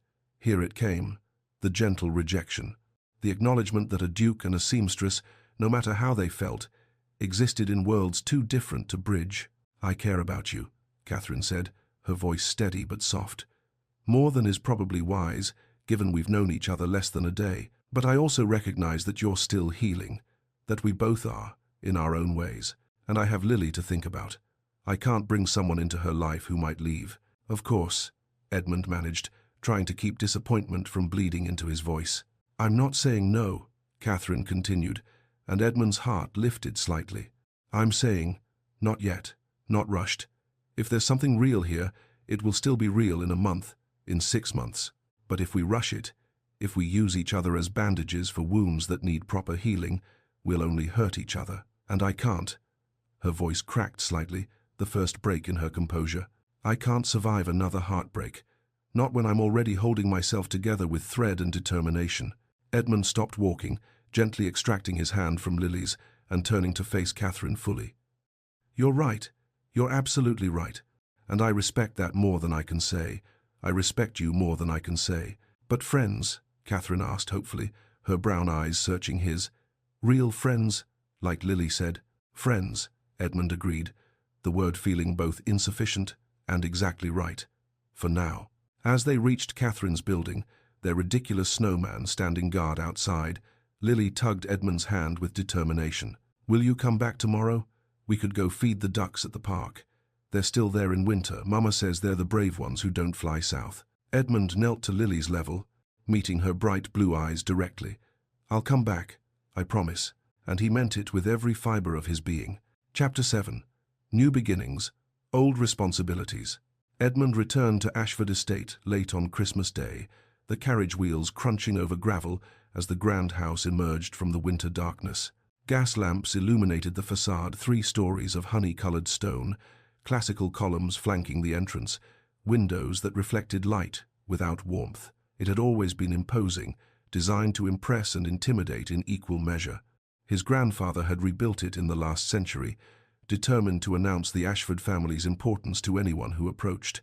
But for the first time in months, Edmund saw it not as a monument to his failure, the grand estate that hadn't been enough to keep Victoria, but as a responsibility he'd neglected. Hundreds of people depended on this place, on him, for their livelihoods, and he'd abandoned them to nurse his wounded pride. Inside, his butler Harrison waited in the entrance hall, his elderly face carefully composed but unable to hide the relief that flickered across his features. "Your Grace, welcome home, may I say.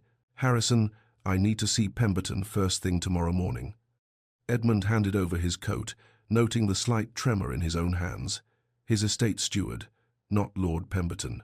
He had to stop flinching at the name. "And I want a full account of all estate matters I've neglected these past 3 months. Everything. Don't soften it." Harrison's expression shifted from relief to something that looked remarkably like hope. "Of course, Your Grace. Shall I inform the staff that you'll be taking dinner in the dining room this evening?"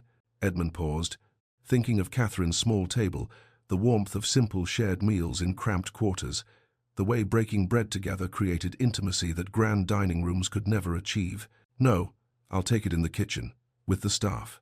It's still Christmas, after all." Harrison blinked, clearly shocked. In all his years of service, no Duke of Ashford had ever taken a meal in the servants' quarters. "Your Grace?" "If they're comfortable with it," Edmund clarified, suddenly uncertain. "I realize I've been absent, worse than absent. I'd like to be present now, to know the people who keep this household running." The dinner was awkward at first, servants unsure how to behave with their Duke sitting at the scarred wooden table where they normally ate their own meals. The cook, Mrs. Bennet, nearly dropped the serving dish when Edmund asked her to sit and join them. The footman stood rigidly until Edmund explicitly invited them to sit as well. But gradually, tentatively, conversation emerged. Edmund learned names he should have known years ago. Harrison's daughter was engaged to a shopkeeper in the village. Mrs. Bennet's son had joined the Navy. The junior footman, James, sent most of his wages home to his widowed mother in Cornwall. These were people, not furniture. How had he never truly seen them before? It was humbling and necessary. The next morning, Pemberton arrived at Edmund's study with an armload of ledgers, his weathered face grave with the expression of a man about to deliver bad news to someone who wouldn't want to hear it. He spread the ledgers across Edmund's mahogany desk, the pages covered in neat columns of figures that told a story of increasing neglect. "Your Grace, I won't soften this," Pemberton began, his voice steady but strained. The south fields have significant flooding due to neglected drainage systems. The channels should have been cleared in October. We've lost the entire winter wheat crop, approximately 300 acres. 3 tenant families are threatening to break their leases and seek land elsewhere. Edmund felt each item like a physical blow, but he forced himself to listen without interrupting. The roofing on the east tenant cottages has failed, Pemberton continued. We've had to temporarily relocate 2 families, the Mitchells and the Wainwrights, to storage buildings that are barely adequate. They have small children, Your Grace, and there are outstanding accounts with suppliers who are beginning to question our creditworthiness. The blacksmith, the lumber yard, the feed merchant all owed for months now. This was the cost of his wallowing. Real harm to real people who had depended on him, who had every right to expect their landlord to fulfill his obligations. Children sleeping in damp storage buildings because he'd been too consumed by self-pity to approve roof repairs. How much? Edmund asked quietly, his voice rough.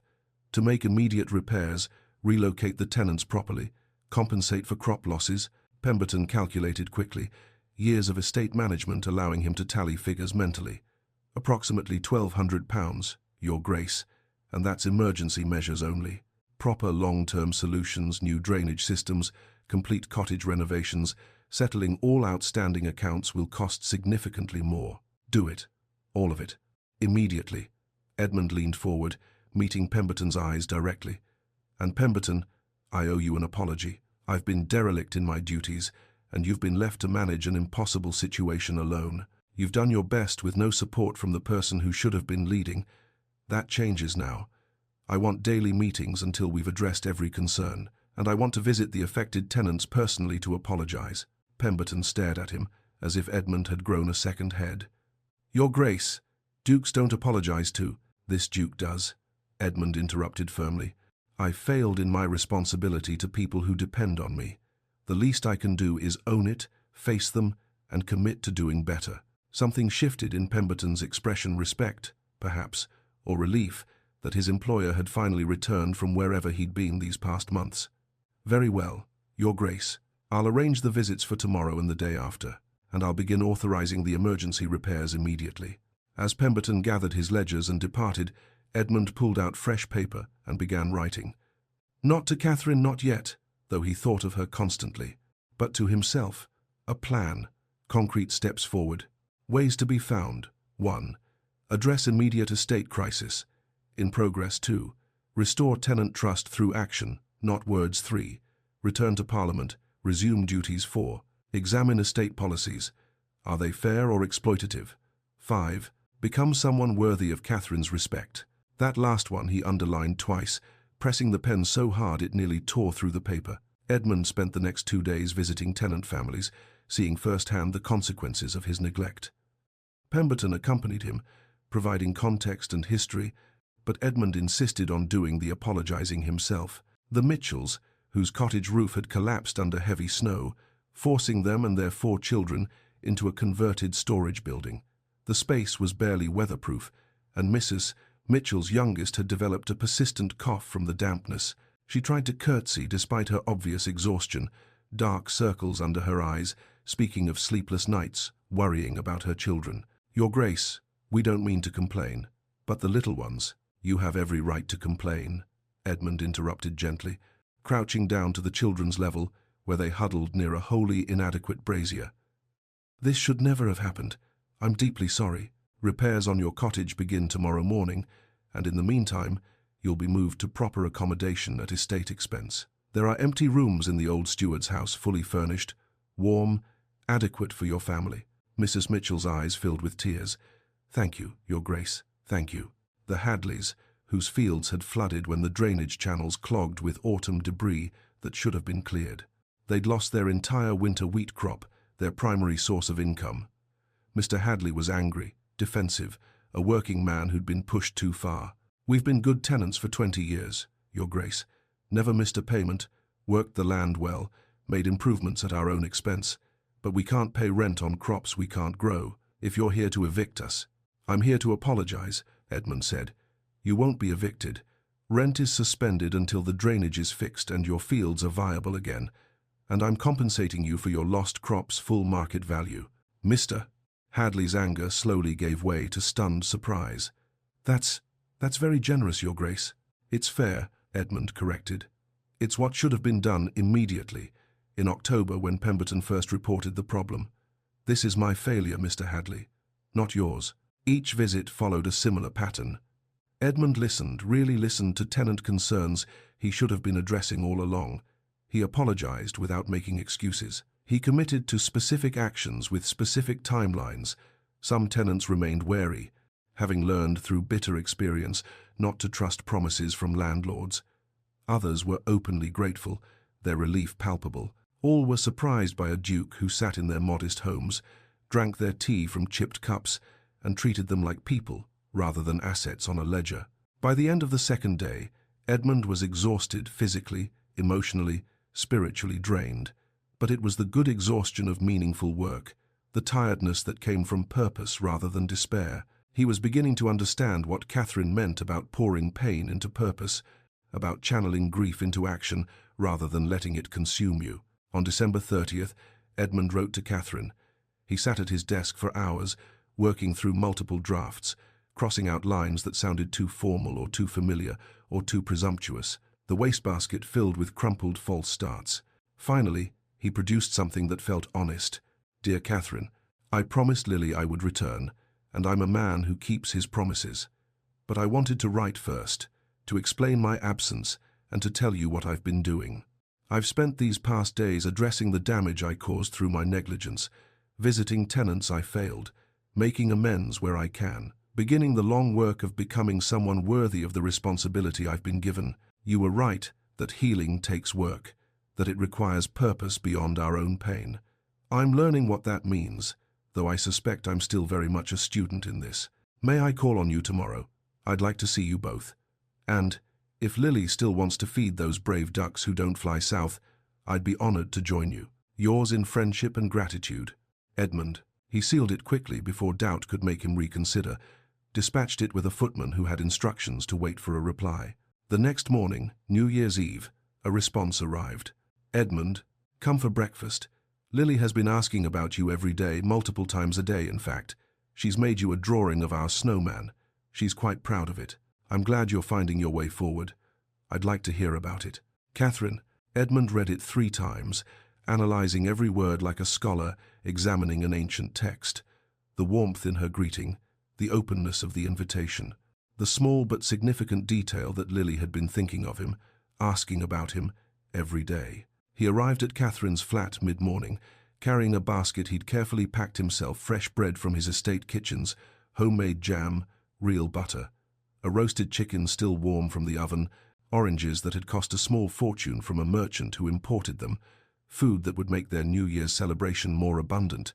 Catherine opened the door, and for a moment they simply looked at each other, 2 people whose connection had deepened from strangers to something neither quite knew how to name. Her eyes widened at the basket. Edmund, this is too much.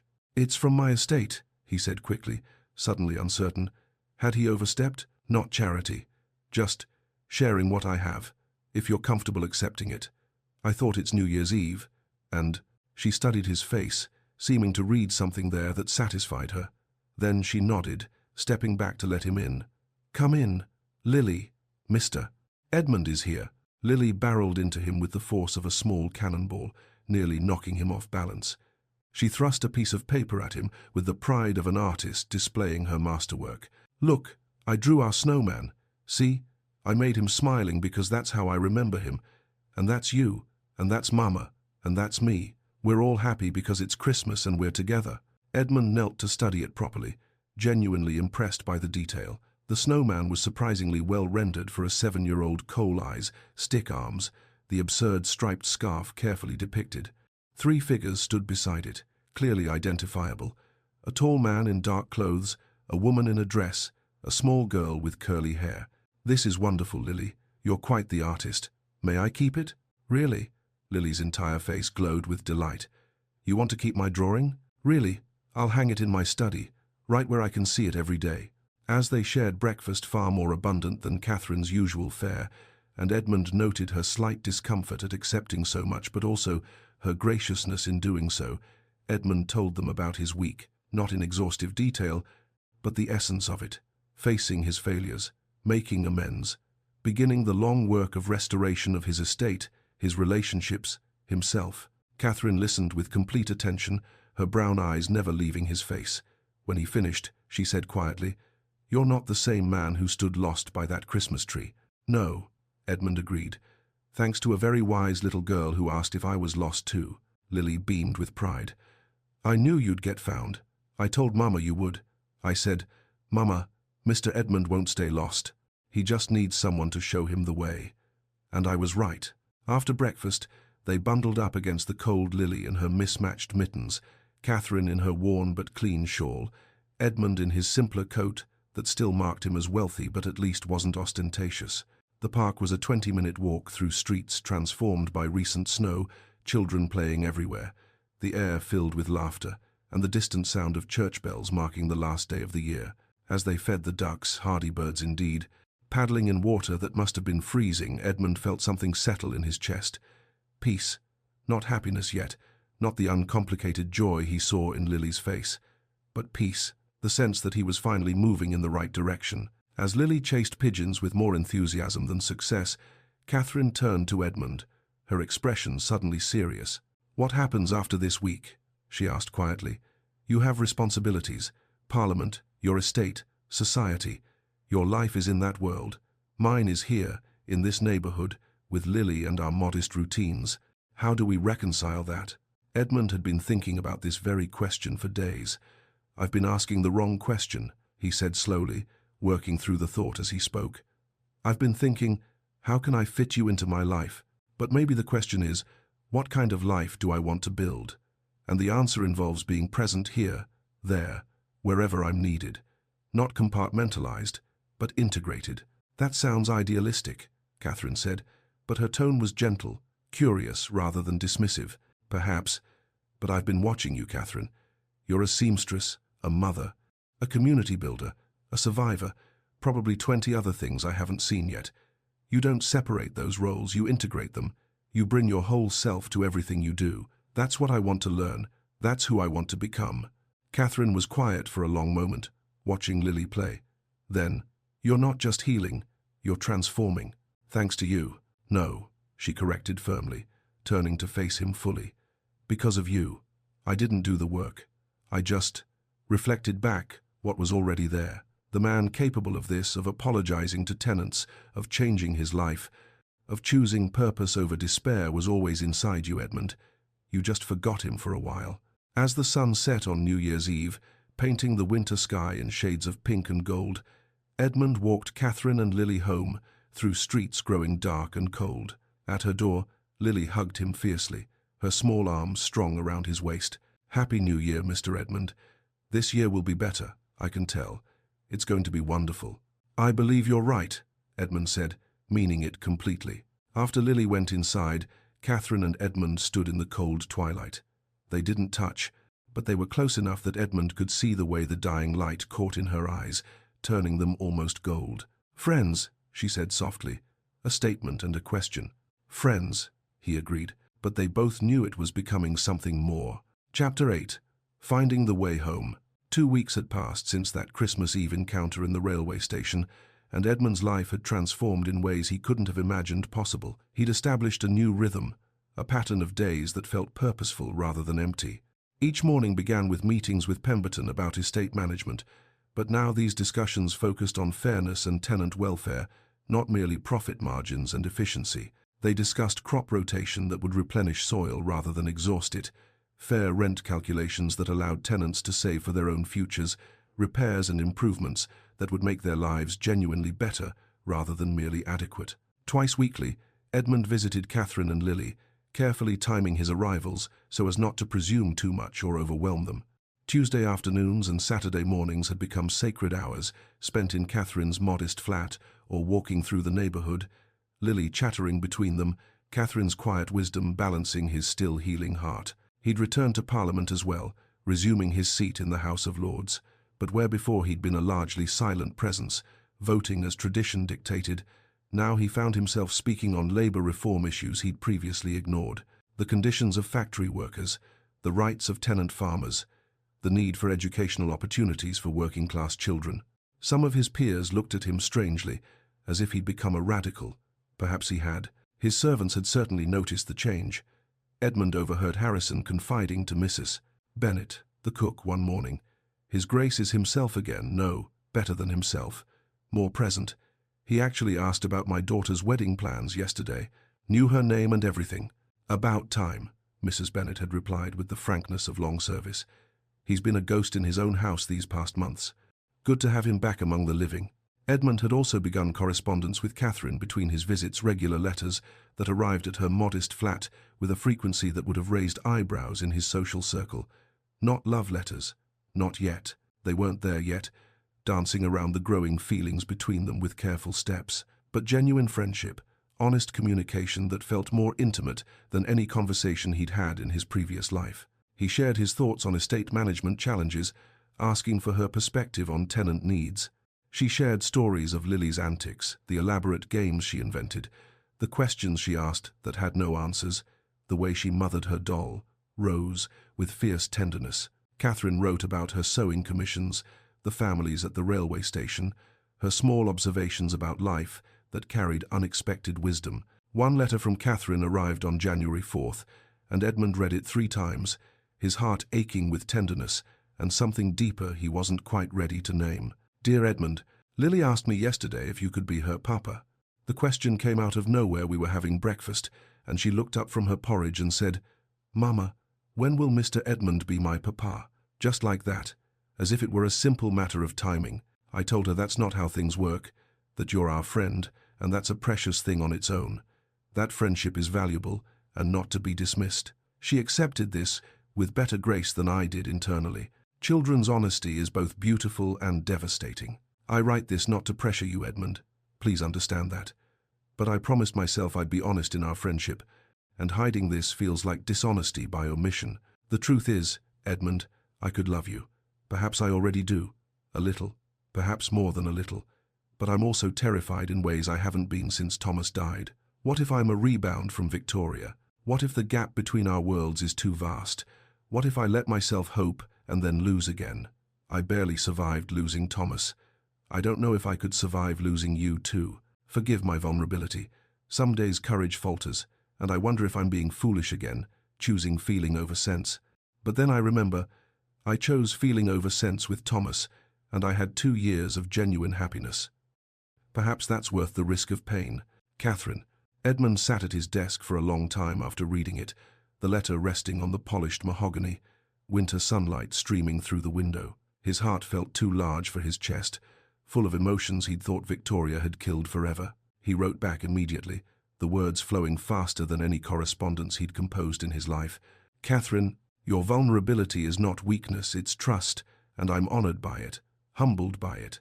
That you would share these fears with me feels like a gift I'm not sure I deserve. I won't lie and say I'm certain of everything. I don't know precisely how we navigate the gap between Duke and seamstress, though I'm increasingly convinced that gap matters less than I was raised to believe. I don't know if I'm fully healed from Victoria's betrayal, though I know I'm healing in ways I couldn't have imagined 2 weeks ago. But I know this with absolute certainty. You're not a rebound. You're not a consolation prize or a replacement. You're not Victoria's opposite, defined by what she wasn't. You're Catherine, fully yourself, brilliant in your own right, complete without needing me to complete you. What I feel for you terrifies me too. It's different from what I felt for Victoria, deeper, more real, based not on who I want you to be or who I need you to be, but on who you actually are. Your strength, your grace, your hard-won wisdom. The way you love Lily with your whole heart. The way you've built a life from ruins that would have destroyed lesser people. I'm not asking you to risk your heart yet. I'm asking for time. Let me continue earning your trust. Let me prove, through action, not just words, that this is real, that I'm committed to becoming someone worthy of you and Lily. And tell Lily that I can't be her papa yet, but I would be honored, more honored than I can express, to be someone who loves her and her mother, if they'll allow it. If, when the time is right, they'll have me. Yours, Edmund. He sealed it and sent it before doubt could make him reconsider, then spent the rest of the day unable to focus on anything else. On January 6th, Epiphany, 12th night, the traditional end of the Christmas season, Edmund invited Catherine and Lily to Ashford Estate. It was a significant gesture, deliberate and meaningful, bringing them into his world, his actual home rather than the impersonal railway station or Catherine's modest flat. Letting his staff see them, making clear his regard, his intentions, the direction his heart was travelling, Catherine had hesitated when he extended the invitation. "Edmund, I don't have appropriate clothes for visiting an estate. Nothing suitable for—" "Please," he'd interrupted gently, taking her hand across the small table in her flat. "I'm not inviting you to a formal function. I'm not asking you to perform or be anything other than yourself. I'm inviting you to my home. As yourself. There's no performance required, no expectations about dress or manners or any of that nonsense." She'd studied his face for a long moment, then nodded. "All right. Yes, we'd like that." They arrived mid-morning in Edmund's carriage. He'd insisted on collecting them himself rather than sending it empty, wanting to see their first reactions to the estate. Lily's eyes went impossibly wide as the house came into view, the sweeping gravel drive lined with ancient oaks, the honey-coloured stone facade with its classical columns, the manicured grounds that stretched as far as the eye could see. "Do you live here all alone?" she asked, pressed against the carriage window, her breath fogging the glass. "In this whole giant house? Just you?" "I have staff," Edmund said, smiling at her wonder. "But yes, mostly alone. It's too big for one person, isn't it?" "It's too big for 10 persons, Lily declared with the absolute certainty of childhood assessment. "You could fit our whole building in here. Maybe 2 of our buildings." Catherine said nothing, but Edmund saw her taking it all in the obvious wealth, the generations of privilege represented by every perfectly maintained inch. He wondered what she was thinking, whether the gap between their worlds felt suddenly insurmountable. Harrison greeted them at the entrance with perfect courtesy, his elderly face betraying nothing but professional welcome. "Your Grace, Mrs. Briarwood, Miss Lily. Welcome to Ashford Estate." Edmund gave them a tour, but not the formal tour he would give titled guests, not the recitation of historical facts and family achievements meant to impress and establish social superiority. Instead, he showed them the places that mattered to him personally, the library where he'd spent his lonely childhood, hiding among books when his parents' cold marriage made the rest of the house unbearable, the kitchens where he'd been taking meals with staff, breaking down barriers he should never have erected, the music room with its pianoforte that no one had played since his mother died, the portrait gallery where generations of Ashfords stared down with varying degrees of severity, and Edmund found himself hoping he'd become someone different from them, someone who measured success differently. Finally, he led them to the conservatory, his favorite room in the entire estate, perhaps the only place that felt truly his. It was a glass-walled sanctuary filled with winter jasmine just beginning to bloom, early hellebores in shades of purple and white, climbing vines that would explode with flowers come spring. The air smelled of earth and growing things, warm and humid despite the January cold outside. "This is beautiful," Catherine breathed, turning slowly to take it all in. Lily immediately began exploring, exclaiming over every new flower, every interesting plant. Edmund turned to Catherine, suddenly nervous in a way he hadn't been since adolescence. "I wanted you to see this, to see my life, my world, because I need you to understand something. This place, this title, these responsibilities, they're part of who I am. I can't pretend otherwise, but they're not all of who I am. And they're not the most important parts." Catherine looked around at the beautiful space, at the obvious wealth and privilege it represented. "What are the most important parts?" she asked quietly. "The parts I'm only just discovering," Edmund said, stepping closer to her. "The man who sits with tenants and really listens to their concerns, who sings Welsh lullabies to sleepy children, who writes letters to a wise woman who sees him, truly sees him, his flaws and failures and possibilities, and doesn't look away, who wants to build something real, something meaningful, not just something impressive." Before Catherine could respond, Lily's voice cut through the moment with the perfect timing of childhood innocence. "Mr. Edmund, you're not lost anymore," she said it matter-of-factly, examining a climbing jasmine vine. "So you don't need finding, but Mama does." Both adults turned to stare at her, startled by the observation. "What do you mean, sweetheart?" Catherine asked, her voice slightly strained. Lily turned from the jasmine, her small face serious with 7-year-old wisdom. "Mama, you're always helping everyone else find things. You helped Mr. Edmund find his not lost. You help me find my courage when I'm scared of the dark or mean children. You help Mrs. Davies find words for her stories when she gets stuck. You help the Fletcher baby find sleep when she cries." She paused, considering. "But nobody helps you find things. Except maybe Mr. Edmund could, if you let him." Catherine's eyes glistened with sudden tears. "Oh, Lily, I'm just saying," Lily continued with the matter-of-fact logic of children who haven't learned to complicate simple truths. "It's okay to let someone help you sometimes. You always tell me we all need help, that asking for help is brave, not weak. You're included in all, Mama. You count too." Edmund found himself kneeling beside Lily, his heart full of love for this remarkable child. "She's right, you know. You've helped me find my way out of darkness I thought was permanent. Maybe you could let me help you find yours. Not because you can't do it alone, you've proved over and over that you can, but because you don't have to. Because accepting help doesn't diminish your strength." Catherine brushed tears from her cheeks, laughing a little even as she cried. "When did my daughter become so wise? How did you get so smart?" "She learned from her mother," Edmund said softly, rising to his feet. Lily, with the impeccable instinct children have for knowing when adults need privacy, suddenly announced she wanted to explore the far end of the conservatory. "There are so many plants I haven't seen yet. Call me if you need me." She skipped away, leaving them alone among the flowers and winter light.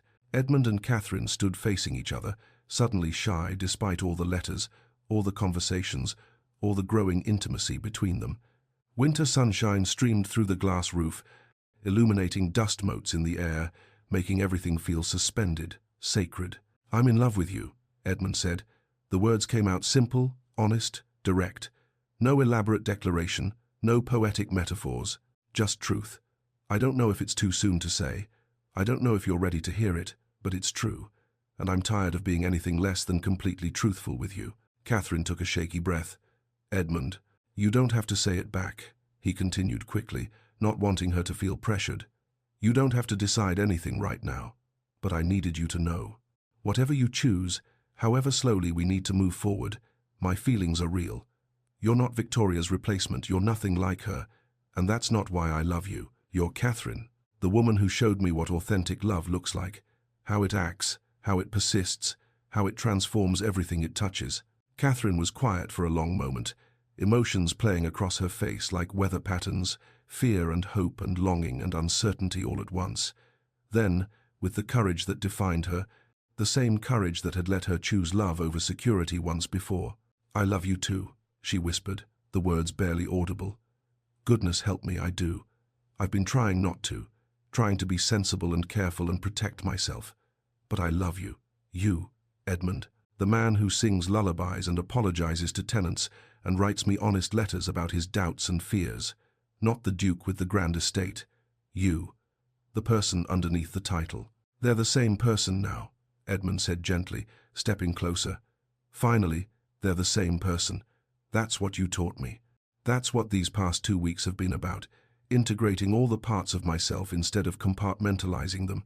You did that for me." He stepped closer still, giving Catherine every opportunity to retreat if she wanted. She didn't. Slowly, telegraphing his intention so she could stop him if she wished, he cupped her face in his hands. Her skin was warm beneath his palms, soft and real and present. "May I kiss you?" he asked, his voice rough with emotion. "Yes," she breathed. "Please, yes." The kiss was tender, careful, full of possibility. Not desperate or consuming, not the passionate embrace of people trying to lose themselves in sensation. Just real, present. Two people choosing each other with full awareness of the choice they were making. When they parted, both were smiling, slightly dazed. "Well," Catherine said, slightly breathless, a flush coloring her cheeks. "That was worth waiting for," Edmund suggested, unable to stop smiling. "I was going to say inevitable, but yes, also that." From across the conservatory, Lily's voice carried with perfect comedic timing. "Are you kissing? Mama, is Mr. Edmund kissing you? Because I think that's what papas do. They kiss mamas. I've seen it in the park." Catherine laughed, her flush deepening. "Lily Margaret Briarwood, mind your own business." "I'm just observing," Lily called back innocently. "You tell me to be observant. I'm being observant." Edmund couldn't help but grin. "She's not wrong, you know. That is something papas do. among other things, like teaching children to ride horses and reading bedtime stories and attending school performances. Edmund, Catherine warned, but she was smiling, her eyes bright with happiness and hope. They spent the rest of the afternoon together, lunch in Edmund's formal dining room, Lily delighted by the grandness of it all, but even more delighted by the cook's gingerbread, which Mrs. Bennet served warm with fresh cream. A walk through the estate grounds despite the cold, Edmund showing Catherine the tenant cottages being repaired, explaining his plans for better estate management with an enthusiasm that made her smile. "I want to do something meaningful with all this," he told her as they walked, Lily running ahead to examine snow-covered garden statues. "Not just maintain wealth and status for their own sake, but use what I have to make actual difference in people's lives. I'm thinking about tenant profit sharing, letting them benefit directly from good harvests, educational programs for tenant children, fair wages for estate workers that allow them to save, to improve their own circumstances." Catherine listened intently, asking questions, offering thoughts, gently challenging some ideas while supporting others. They were partners in this conversation, equals despite the vast gap in their material circumstances. Edmund valued her input, not out of condescension, but because her perspective, shaped by actual hardship, revealed blind spots his privilege had created. As the sun began to set, painting the winter sky in shades of pink and gold, Catherine said reluctantly, "We should go. Lily has school tomorrow morning, and it's a long journey back to our flat." "Or," Edmund said carefully, his heart beating faster, "you could stay, both of you, in guest rooms," he clarified quickly, not wanting her to misunderstand. "Properly separate, completely appropriate. No expectations. But it's late, and cold, and I have more guest rooms than I know what to do with. The journey back would take an hour, and you'd arrive home exhausted." Catherine considered this, then called to Lily. "Sweetheart, would you like to stay here tonight? In this big house, like a castle in one of your stories?" Lily's shriek of delight was answer enough. "Really? Really? Truly? Can I sleep in a room with a big bed and a fireplace like in the fairy tales?"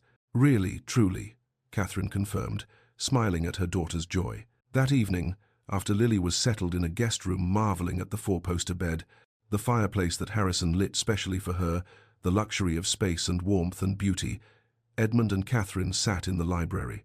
A fire crackled in the hearth. Tea steamed in delicate cups between them. The room was quiet, peaceful, intimate, in a way that had nothing to do with physical proximity and everything to do with emotional connection. "This still feels like a dream," Catherine admitted, curled in a leather chair that probably cost more than her annual income. "A beautiful, impossible dream that I'll wake from any moment." "Why impossible?" Edmund asked, leaning forward. "We're here. This is real. What makes it impossible?" "Because you're a duke. I'm a seamstress who takes in mending to pay rent. Because society will judge us harshly, they'll say I'm a social climber, that you're having some kind of breakdown. Because Victoria—" She stopped, shook her head. "Victoria is married and irrelevant," Edmund said firmly. "She made her choice. We're making ours. And yes, society will judge us.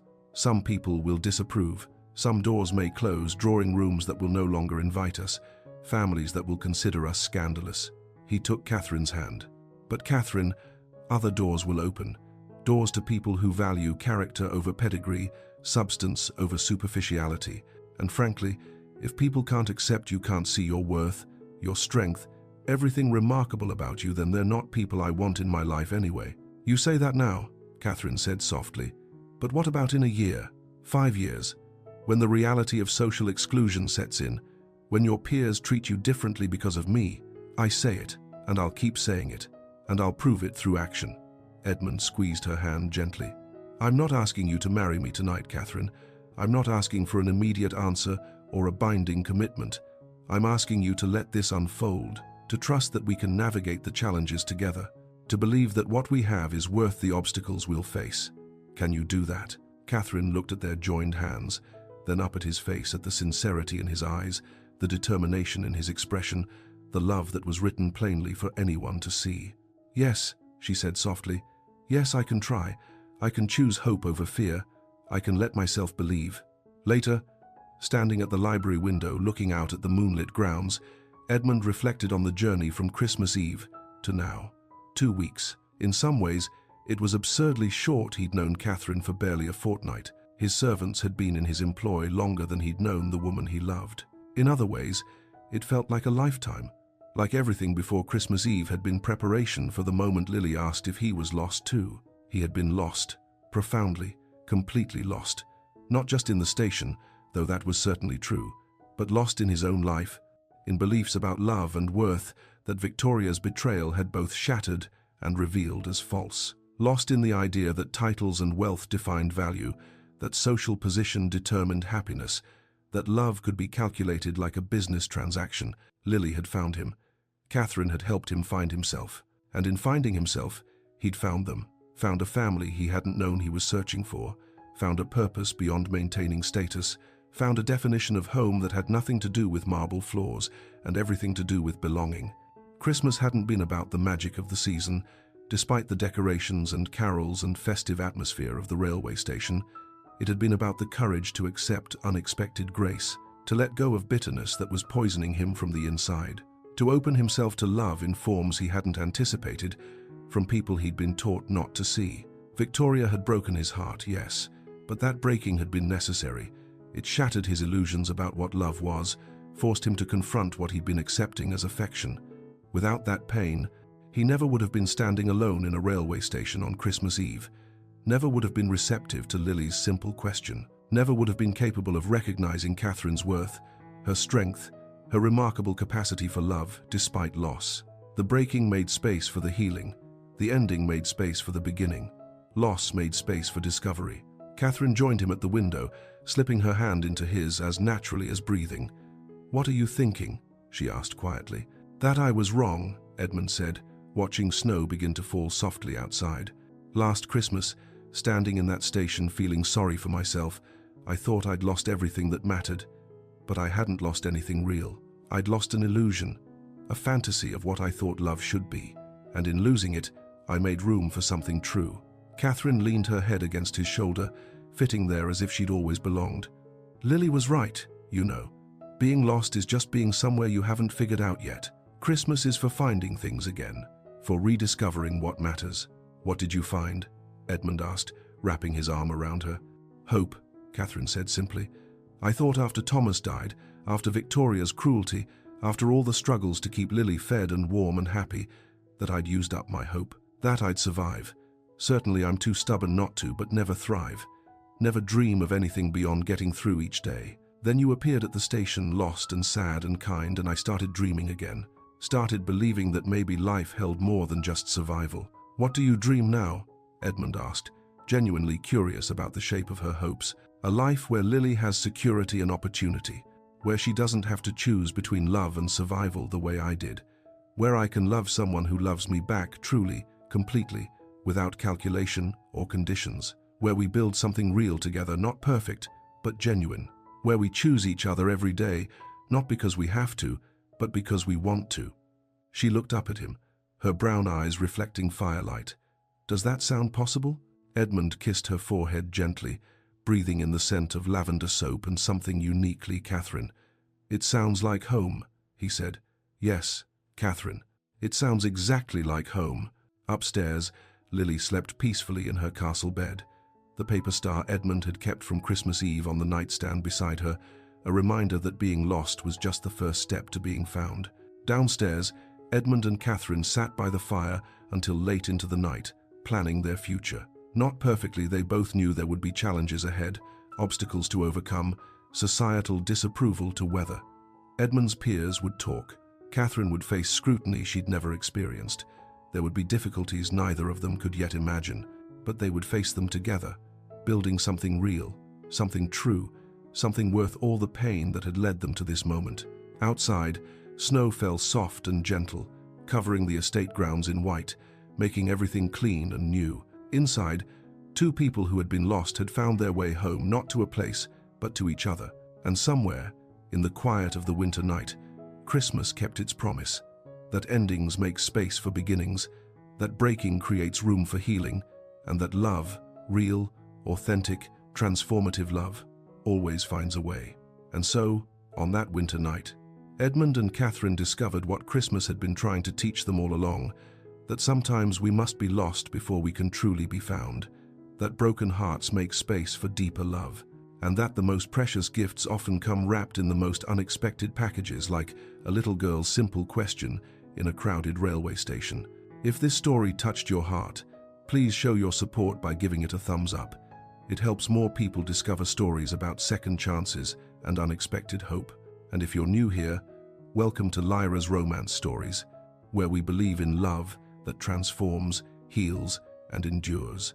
Subscribe and turn on notifications so you never miss a tale of hearts finding their way home. What moment in Edmund and Catherine's story resonated most with you?